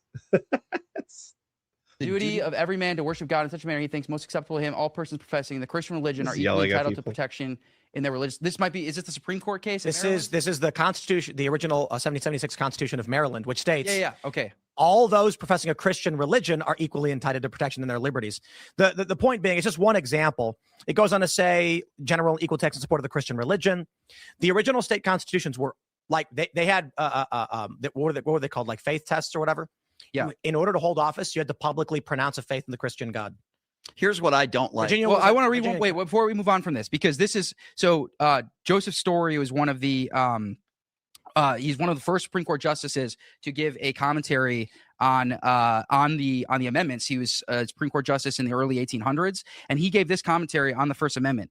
He said the real object of the amendment was not to countenance, much less advance Islam or Judaism or infidelity by prostrating Christianity, but to exclude all rivalry among Christian sects and to prevent any national ecclesiastical establishment. So the point of the First Amendment, according to the early founding fathers, was not to allow for things like Islam that are incompatible. No, it was for Christian unity. Blasphemy was a crime. There's currently blasphemy laws on the books. Indeed, the last Supreme Court ruling, I think, was the 50s. If you went outside in 1790 and said Christ is not king, they could arrest you, criminally charge you, or exile you. So what about atheism? Like, what about people in this country that don't believe in you have God? to abide by the culture of the nation that you are living in. So that means you have to respect. You can't be out, screaming, that Christ is talking about how Christ is like burning in. Okay, I don't want to get into that. Well,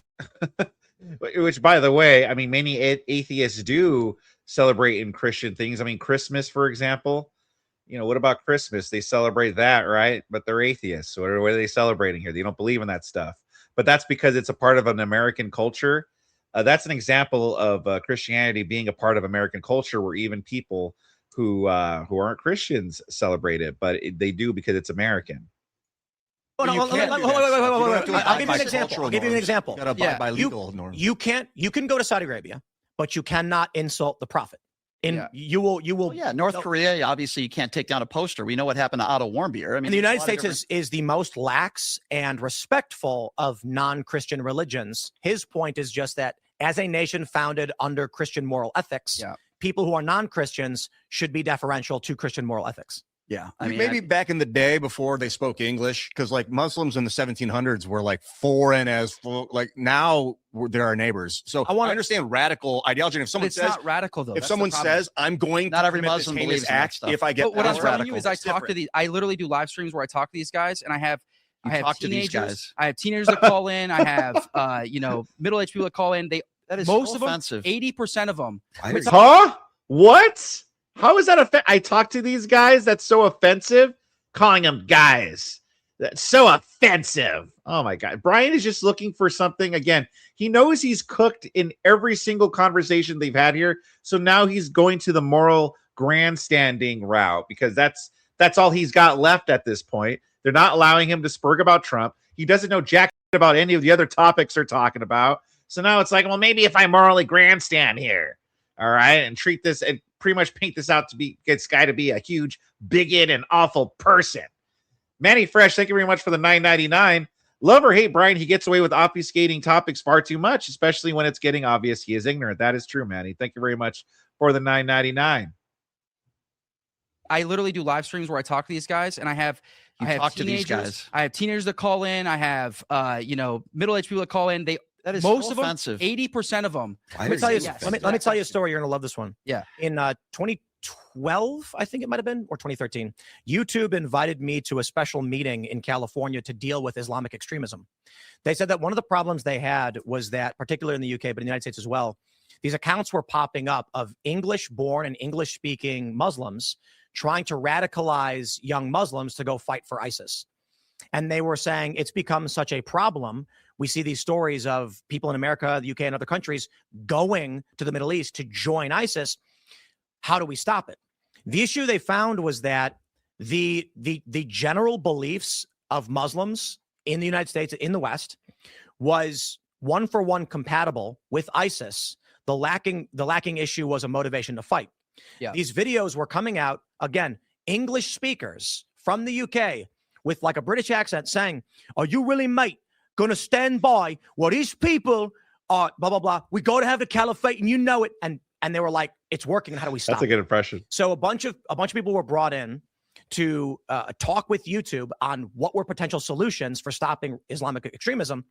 And I think they were all miserably bad. One of them, like everybody entertained. There was one guy, he was an American Muslim, and he had the only solution, I think. But everybody's solution was like, you need to make videos where you explain to these young Muslims why that's wrong, actually, and you don't want to join the caliphate. And I'm sitting here being like, the problem they've identified is that the religious view of ISIS is one for one with the religious view of the Muslims in these countries. What the problem is that these videos are motivating them to go and fight on behalf of it. The only solution that I respected was a guy who said, you need to make a sitcom where the family is Muslim and they don't do Muslim things. So it's a family that is a regular American family where the dad has a regular job. They say things that sometimes passively reference that they're Muslim, but they don't espouse these values. That way, young Muslims in America integrate with what it means to be American. Yeah. And I was like, he's the only one who's right. There are But extremists. that's not really Muslim then. That's the point. Is like then he's basically telling a them to- watered down version of Well, he was telling Islam. them to What about all the Americanize Christians that like Americanize. aren't real? Yeah, but exactly. But water it down. It is a watered down version, but that's what we want. That's what we want. We want to try to Americanize these people by watering it down. That's what we would want. Which, by the way, it's a pretty solid thing. I mean, it was working for a while. Not with like specifically Muslims, but it was working with like work with everything. They just try to make them they just try to I don't know how to put it, but they do that all the time with the sitcoms. I mean, that's kind of a go-to, with the Black American family. They had Family Matters, The Cosby Show, Fresh Prince of Bel-Air. They even did it nowadays they have like Modern Family, right, where they try to normalize everything for the sitcom propaganda. That's where you had the gay couple and stuff. It's something that they're always doing. It's always a game plan. Really Christian. Yeah, what about those that's the people? difference. The difference is one is abiding by their book and the other is not abiding by their book. That's the entire. But That's the I think like distinction. 98% of Americans aren't really Christian. They don't Christianity- espouse the listen, virtue. Well, not, they, I would they say they no, do. culturally, I would say the vast majority of them are like they abide by the basic Christian ethics. What do you mean basic Ian, though? you're What does that mean? Basic. I ethics. come from the Exactly. Christian- Brian's a Christian. I don't yeah. think Jesus Things is like how you Lord. Like, use- what are you talking about? How would Everyone- anyone even know that? Everyone in this room is only capable of having this conversation because you all abide by Christian moral ethics. Morals, yes, but that doesn't mean I'm a Moral Christian. I don't identify as a No, Christian. but I'm you not a are Christian. culturally a Christian. That's the point. I'm culturally- That's what you have to be. I'm at least. manipulated by Christianity, yes, and I've been born and bred through it. But I am not. Dude, he's getting so mad. Why is he getting mad? Is that the demon coming out? Morals, yes, but that doesn't mean I'm a Moral ethics. Christian. I don't identify as a No, Christian. but I'm you not a are Christian. culturally a Christian. That's the point. I'm culturally. That's what you have to be. I'm at least. manipulated by Christianity, yes, and I've been born and bred through it. But Yeah, I yeah, am not but a manipulated. self-identifying Christian. What do you mean manipulated? Wait, wait, You wait, I wait, was benefited told from like it. but this is Ian, good. You You want to? benefited from it. You I benefited have, from yes. it. Because Which this is my side. which would you prefer? Is it better that 10 guilty persons escape than one Yeah, innocent person Blackstone's formula suffer? comes Or from can I ask Christianity. I get it all, the man. question? If Can I- how about, it's the how about time, you know my answer? No, because I didn't finish the question. Okay, what's your question?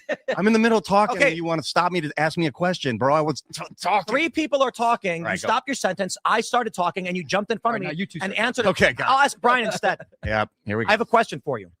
I Which love it do you- when you guys argue. Which I'm do you sorry. prefer?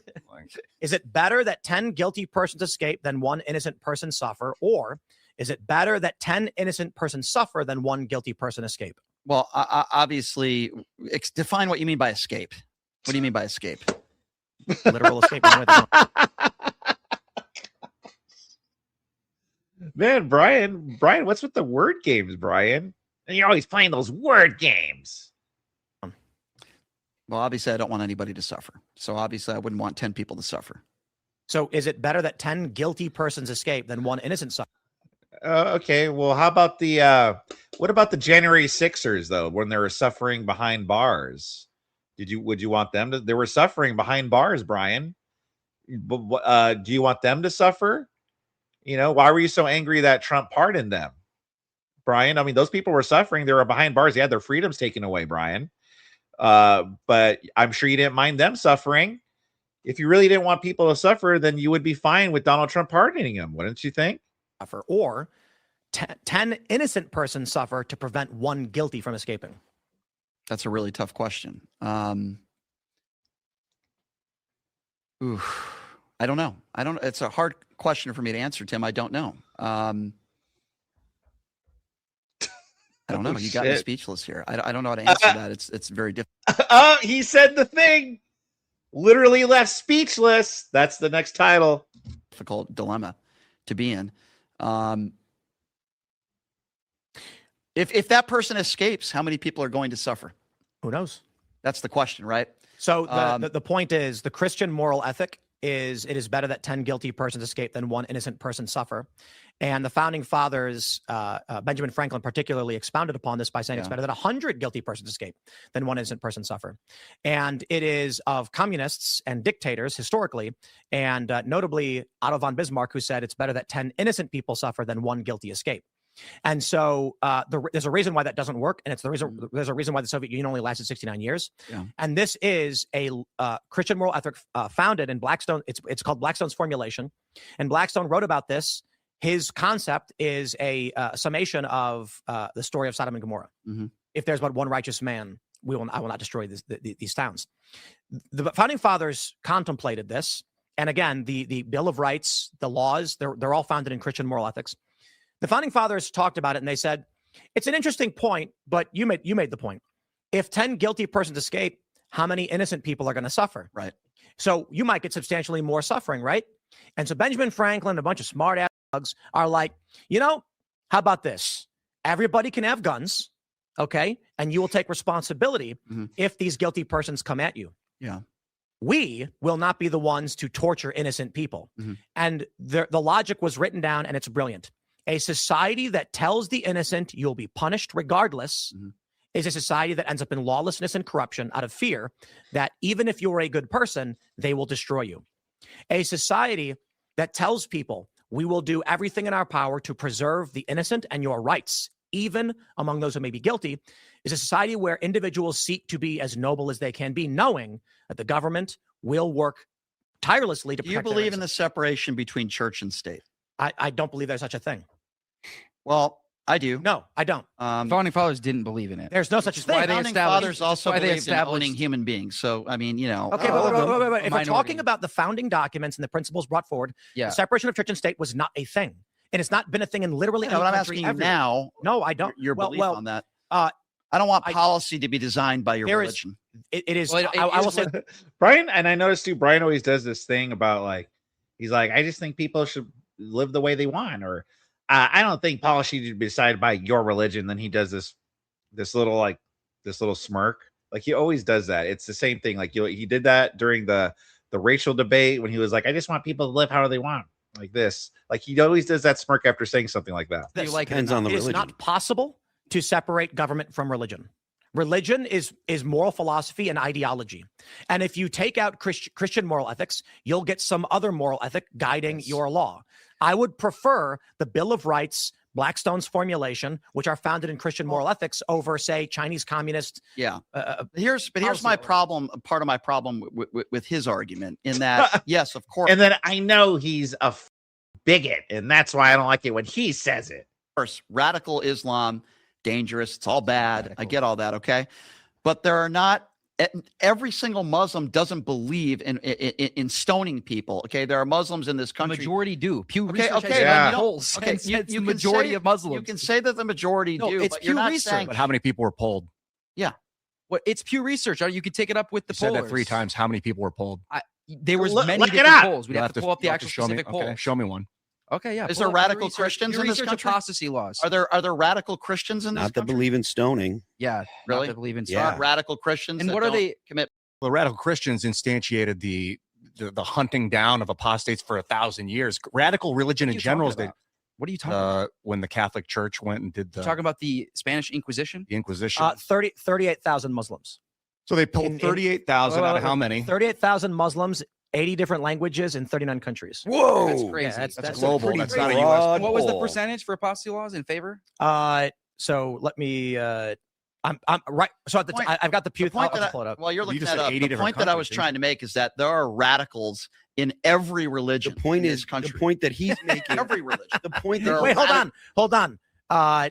None of them support women's rights. Okay. Brian, the point that he's making. So they're all Myron Gaines. That's what. Why do you think he's like that? The point that he's making. The point that Myron, I'm okay with that. Brian, the point that everyone is making is it's not radical Muslims. That is the general opinion. Ben said that it was American Muslims were mostly radical. Then he pulled a global poll. That's not an American poll. No. My claim about the apostasy laws was Muslims in general. I wasn't talking just about American Muslims. Yeah. And by the way, a lot of them, when they're here, of course, are going to lie. That's actually built into their doctrine.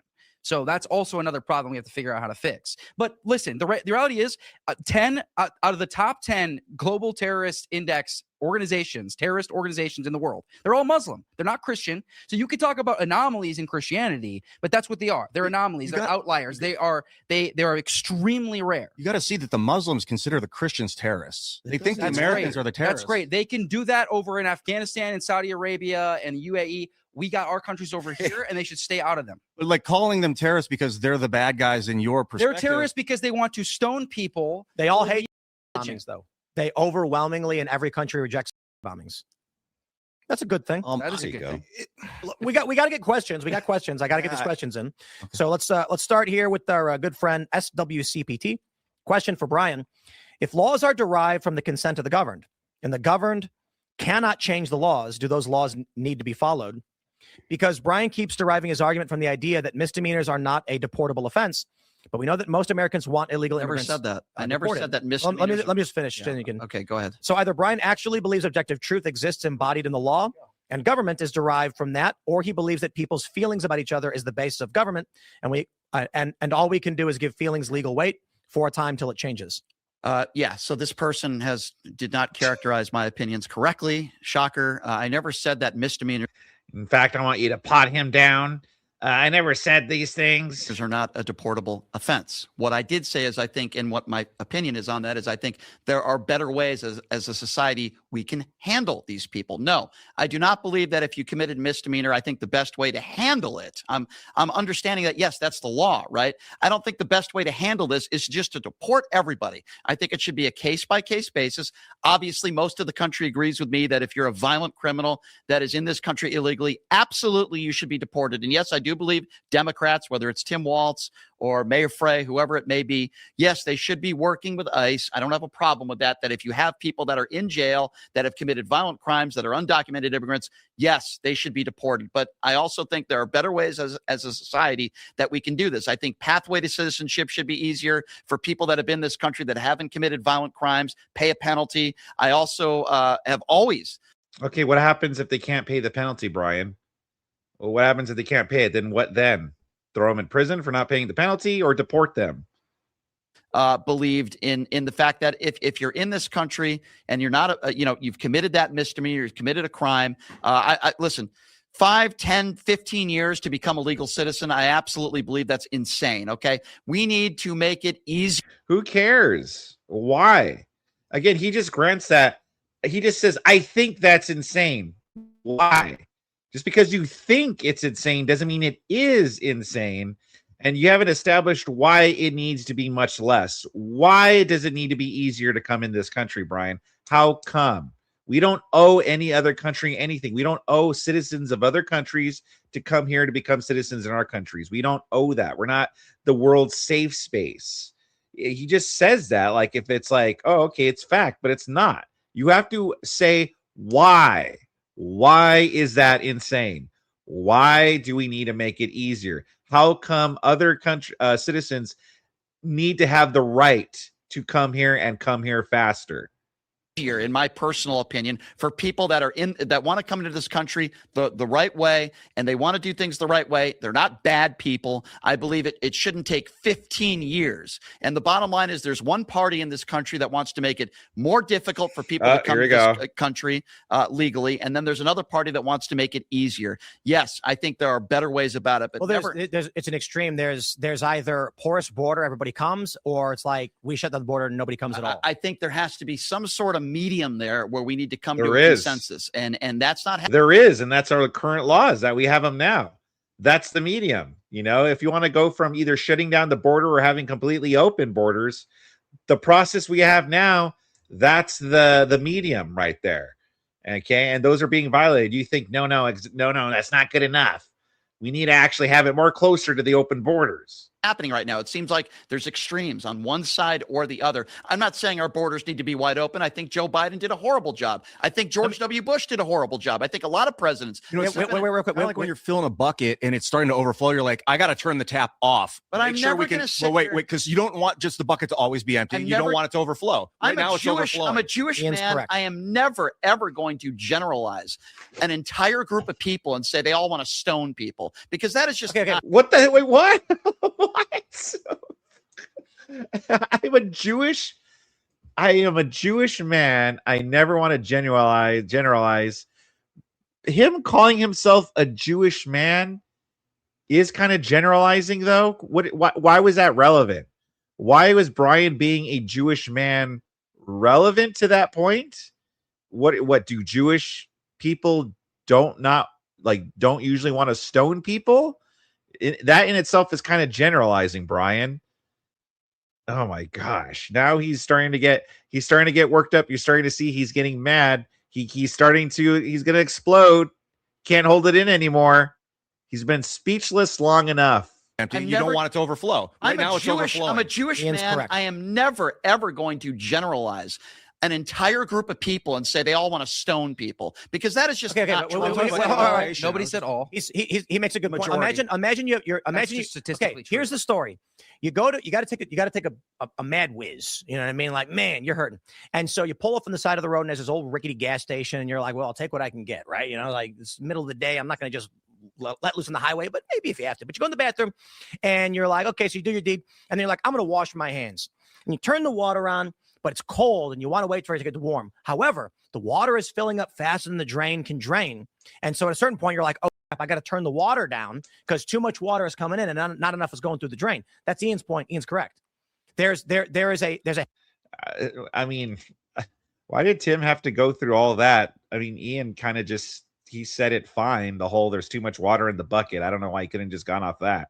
happy medium of the level of migration. And right now, the sink is overflowing and spilling everywhere. You're seeing is people being like, shut the faucet off. And you're like, hold on, leave a trickle going because it's still draining a little. We can find a medium here. Hold on. I think to your point, the sink is overflowed. Yeah. You turn the sink off, wait for it to drain a little bit before turning it back on. Yeah, immigration is a hose. We got a question. We got a question. This is from Cass Rath. He says, "Yep. Why?" Thank you very much, C. Stovall, for the $2. I think the studio lights are giving him a sunburn. Yeah, probably. Thank you very much, C. Stovall. Only 2 more to go to complete that super chat goal. Is it when you talk about asylum seekers, you ignore the international rules of norm of stopping at the first safe country? Anything further is just an attempt to frame economic migrants who we owe nothing to as refugees. It's not about owing I agree something. with that. It's not about necessarily owing something. It's about abiding by our own constitution. But why should do you remember when the Guatemalan and Hondurans were in Mexico? Yes. And Mexico offered them asylum and they all went, no, and they left? I do remember that. Support those people. Yeah, I understand what you're saying. I want our president and this administration to respect rule of law and what it says in our constitution. What does it say in the Constitution about immigration? Well, if we're talking about due process, it says the executive has the authority over it in international relations, unless when something to that effect. Yeah. So then Congress actually codified under the INA. Actually, I'm sorry, I think it's the other way around. I think legislative branch controls the issue of immigration, but gave the rights to the executive branch under the INA. But so there's nothing actually in the Constitution, because you've said it a couple. Every person has the right to due process. Hold on. You said it a couple times. The Constitution says about immigration, but there's nothing actually in there except for that everyone is entitled to due process. Right. And that was my point. Which we talked about. Yes. And due process doesn't mean some kind of court hearing or anything. No, I never said that. But there are. No, I'm just clarifying. I never said that every single person has to have a court hearing. I would never make that claim.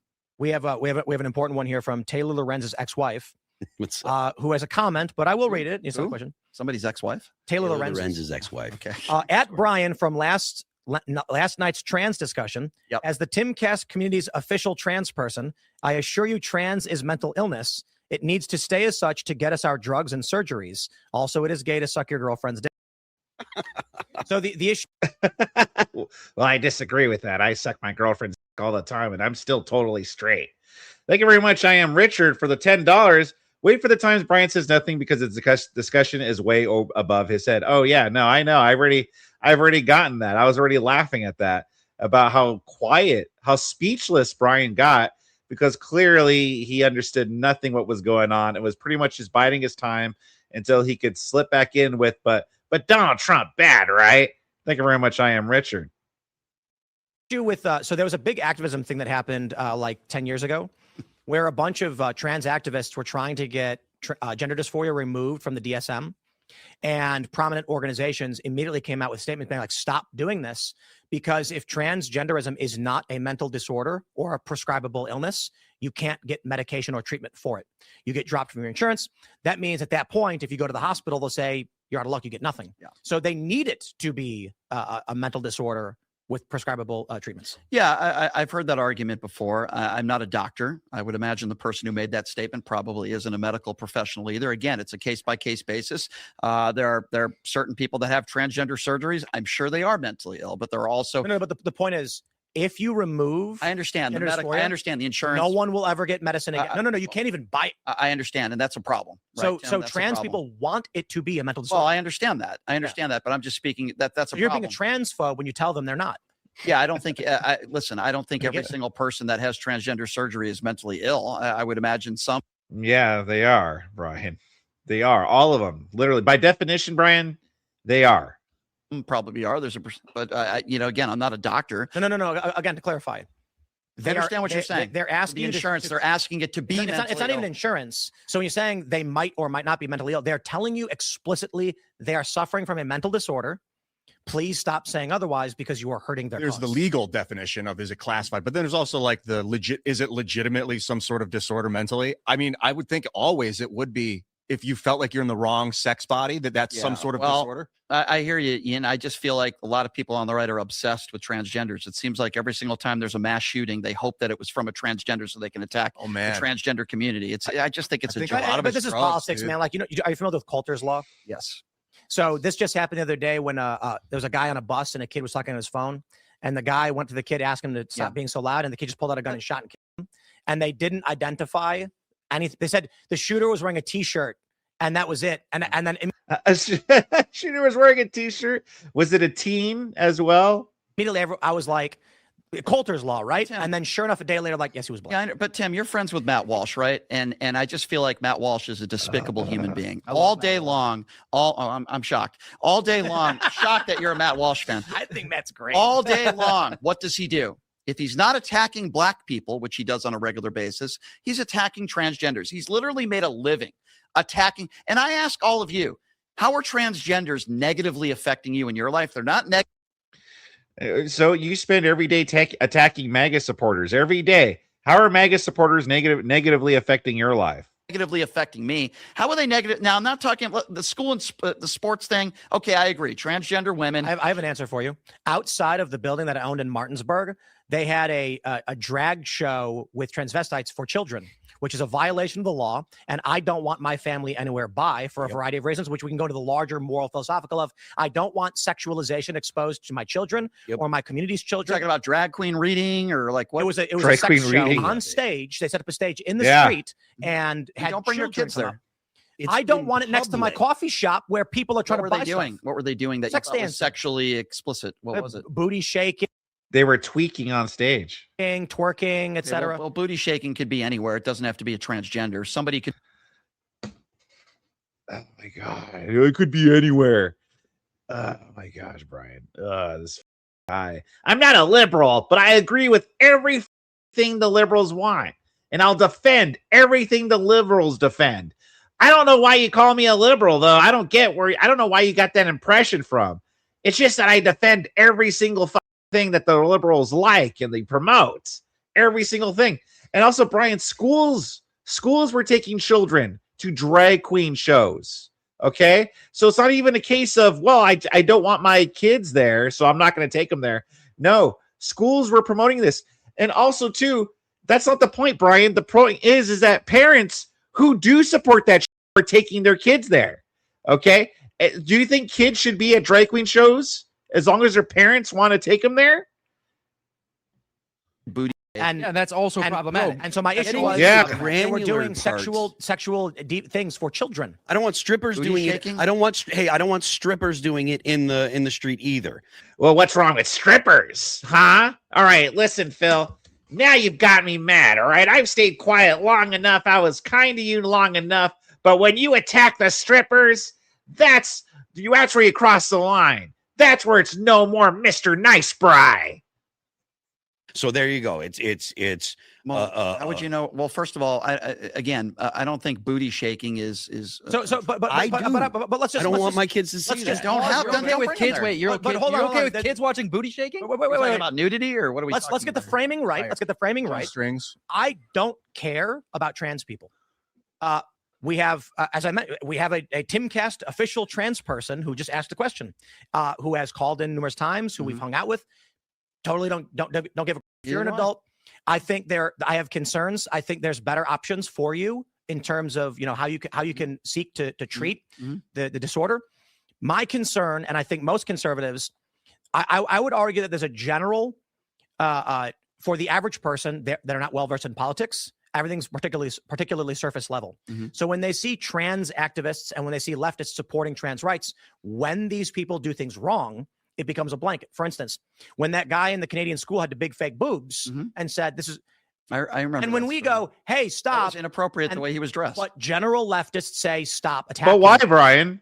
Brian, why would you say that? Why would you say it was inappropriate the way he was dressed? You were literally just defending booty shaking in front of children. Okay, so why would that be inappropriate then? What makes this appropriate, but this one inappropriate? It should be all the same. You should have been fine with it. What are you talking about?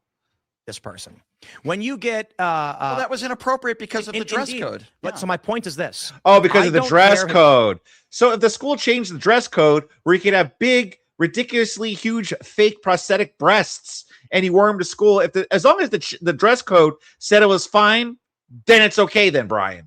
What an idiot. person is trans. We've had and I'll use Look, dude, that's me. That's all of us. Whenever Bryce Shep talks, this is all of us right here. Phil got it right. A lot of conservatives do. Indeed, because and again, I share your same opinion. We're framing the point. Yeah. So we've had trans people come on this show, and there was one individual who was like 6'5", very male, very masculine, but said, "I'm she/her." I said, "You got it. Yeah, who You want to come on my show?" Right. Well, if you're going to be nice to me, I'll be nice to you. Yes. And the issue then becomes, you get someone like I'm not going to name the person, but there was a fat man claiming to be trans, going into girls' bathrooms and taking pictures of little girls. Well, that's a crime. And no, because they were protected under the law because trans activists got the laws passed. Wait, taking pictures of people in the restroom is legal? Not a crime. Okay, well, that should be a crime. That's insane. And now you agree with us 100%. Listen, if you're straight, gay, trans. No, Brian, the point is that the reason he got it passed was for trans activists, or trans activists got it passed for trans people. Okay, they didn't get it passed for straight people. They got it passed for trans people. That's the whole point. That's our whole issue, Brian. That's what we're trying to say here. It's not trans. But notice how it wasn't a problem until trans people entered the picture. Exactly. What are you talking about? The issue is this. The issue Wait, is this. hold on. It's not a. What are you talking about? You're saying straight people and Christian people No, what can't he's commit a saying- crime in he's- a bathroom? Well, what he's saying is that this became a problem that literally the law wasn't able to deal Exactly. with after the I bet everyone who did it before then probably got prosecuted. No. with This no is issues. This is the point. If Phil walks into a girl's bathroom and snaps pictures of little girls, he's getting arrested. But if Phil puts on a wig and a dress and does it, he says, Well, that's insane. I hate everything about this. That's what we are complaining about. Okay, that's the problem. But that's we agree. That's what you're complaining about. That's what you're complaining about. Matt Walsh. No, that's what everyone is complaining about, Brian. That's everybody's complaint. Okay, but you're such an idiot. All you liberals are such an idiot and trying to paint us out as just, we just hate them. And that's it. And that's why we have the problem with it. No, there's actual reasons why we dislike this. It's not just because, seeing a man in a dress, we're just like, like we just want to murder them or something. It's like, no, it's because of the problems it brings. attacks transgenders every day on there And mocks transgenders, and he makes money. He makes money doing that. And he's a What bigot. does he attack? What does he do to attack them? Do I really need to Define explain? attack. Do I really need to explain?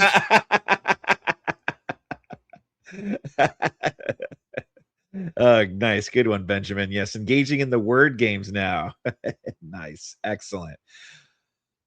But let's go back. Mocks transgenders, and he makes money. He makes money. Yeah, Brian, it pisses me off. Like, listen, one thing that's annoying to me about left-wingers is that they accuse all right-wingers of being grifters. Meanwhile, they're grifting too. Like, yes, we're all grifting to an extent here, but that doesn't make us... We're all grifting, okay? Like, we're all grifting to an extent. We're all doing this to make some kind of money, okay? Doesn't mean that we don't really believe in what we're saying, though, is the thing. Doesn't mean that we don't really believe that, oh, yes, transgenders, like men dressed as women shouldn't go in women's bathrooms. Like, just because we're making the money off the messaging doesn't mean that the messaging is incorrect or that we don't really believe them. But the left does this as well. They're also grifting as well. But they call us grifters, but they're also grifting. Brian grifts too. He also grifts. He grifts off of calling, insulting Trump. He grifts off of insulting Trump supporters. He also grifts by being outrageous and being like harsh and mean with people. He also grifts. So that's why I don't like sit here and call people grifters, because that's what we're all doing, essentially. Okay, that's what we're all doing. We're all here to make money. Okay, that's why I don't call Brian a grifter or anyone else grifters. But but Brian, like, it's just hypocritical because Brian engages in it as well. But he'll call us this. But he does the same thing. Doing that, and that's a bigot. What does he attack? What does he do to attack them? Do I really need to explain? Attack. Do I really need to explain to you that the guy writes books on how horrible? You just ask what a woman is. Oh, there was That's all I see him doing. He wrote a children's book that was very neutral. It was very much like, which one did he write where it was like, don't be the wrong animal or something? Have you seen his Twitter? Yeah, no, exactly. Brian literally said the only reason he did the debate with Rachel was for money. He's a grifter and hypocrite. Yeah, exactly. He literally admitted, I only did that debate for money. Well, then there you go, Brian. Congratulations, you're a grifter. And then we all watched the video he did, the short he uploaded where he was like insulting MAGA supporters. And then at the end, you could hear him go, that was great. Yeah, she flipped me off. Okay, Brian, welcome to grifting, Brian. Angela, thank you very much for the $5. Did we make the goal? Actually, yes, we did, Angela. Thank you very much for helping me complete the second super chat goal.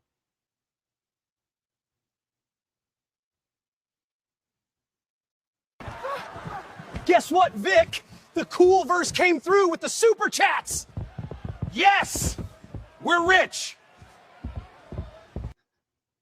Yeah, thank you very much. Because of you guys, because of the cool verse, I don't have to fight a bear.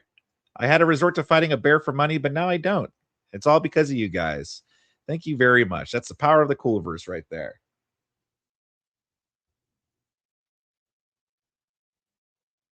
Feed?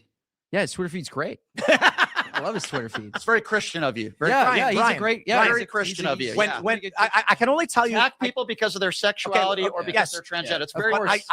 Allow me to tell you how to practice your religion. Okay, but I got to say this. It's the final thing before we wrap up, and I got to say it. Okay, you show me tweet. In my opinion, grifting is collecting money, presenting ideas or ideologies that you don't actually believe in or live by yourself. It's being disingenuous for money, a role Brian plays. Well, that's what it originally meant. That's what it originally meant, was you're just grifting. Like you're just saying things that you don't believe for money. Okay. But eventually kind of just turned into, well, if you're just making money, then you're grifting. So that's what I think of when I say grifting now. Yeah, like a year or two ago, yes, that's what I thought of too. You're just saying things because you don't believe it. Okay. However, now it's kind of just evolved to, well, if you're making money doing it, you're grifting. So I don't know. It's where you're insulting conservatives. Absolutely. You've made jokes and I laugh at them. And I do. Absolutely. And Matt Walsh makes jokes and I laugh at them too. Mm-hmm. So you're mad at Matt Walsh for being vitriolic and saying these things. You are vitriolic in your own way. But for me, jokes are jokes. And so when you make jokes that are at the expense of conservative groups or Christians or whatever, if it's a funny joke, I'm going to laugh at it. If Matt Walsh does the same thing about black people or trans people, I'm going to laugh at it too. I'm an equal opportunity offender. I like watching Ben Bankus. He'll make fun of, or Ryan Long or Dave Chappelle. Like, you want to make a joke and rag on somebody, I'm not going to complain about it. If you get up on stage and just start insulting and attacking and you're vitriolic, well, I might be like, chill out, bro. It's what Matt Walsh does. We're not talking about a joke. I think they're meant to be facetious Matt and Walsh humorous. And every day attacks transgenders and black people. Does he every day? Does he go after the individuals or does he go after transgenderism? He goes after at times he goes after individuals. Whether we're pulling up Matt Walsh's X account. Yeah. Go ahead. See, so this is where Brian. So when you call up Brian, he'll be, but I'm not the president of the United States. Okay, well, Matt Walsh isn't the president of the United States, Brian. So why are you attacking him? I thought it only mattered if the president of the United States said terrible things. Why are you attacking Matt Walsh? And he's attacking Matt Walsh for everything he does. He does the exact same things. Brian attacks people too on his show every day. He insults Christians. He insults Trump supporters. Every freaking day he does this. He does the exact same thing. And then his Twitter, and then he'll put up videos. He said, oh, Rudy Giuliani could go to hell. Charlie Kirk. He says all this harsh and outrageous things. And so what makes him different than Matt Walsh? He's not different. Other than Matt Walsh is smarter and does it in a much more clever and entertaining way. And he's not just out there going like transgenders are pieces of shit like Brian does. It's been a long time. Also, thank you very much, Justin Martins, for the $10. Speaking of grifting, yes, speaking of grifting indeed. Thank you very much, Justin Martins. Yeah.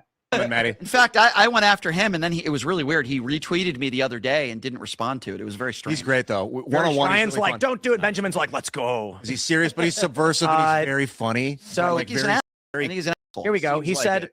He looked okay, very. all right, let me read one. Wow, I thought it was wrong for him to stab a kid to death, but now that I see these videos of Carmelo smiling and stuff, I've realized that actually he should have been allowed to murder whoever he wanted. I apologize for my error.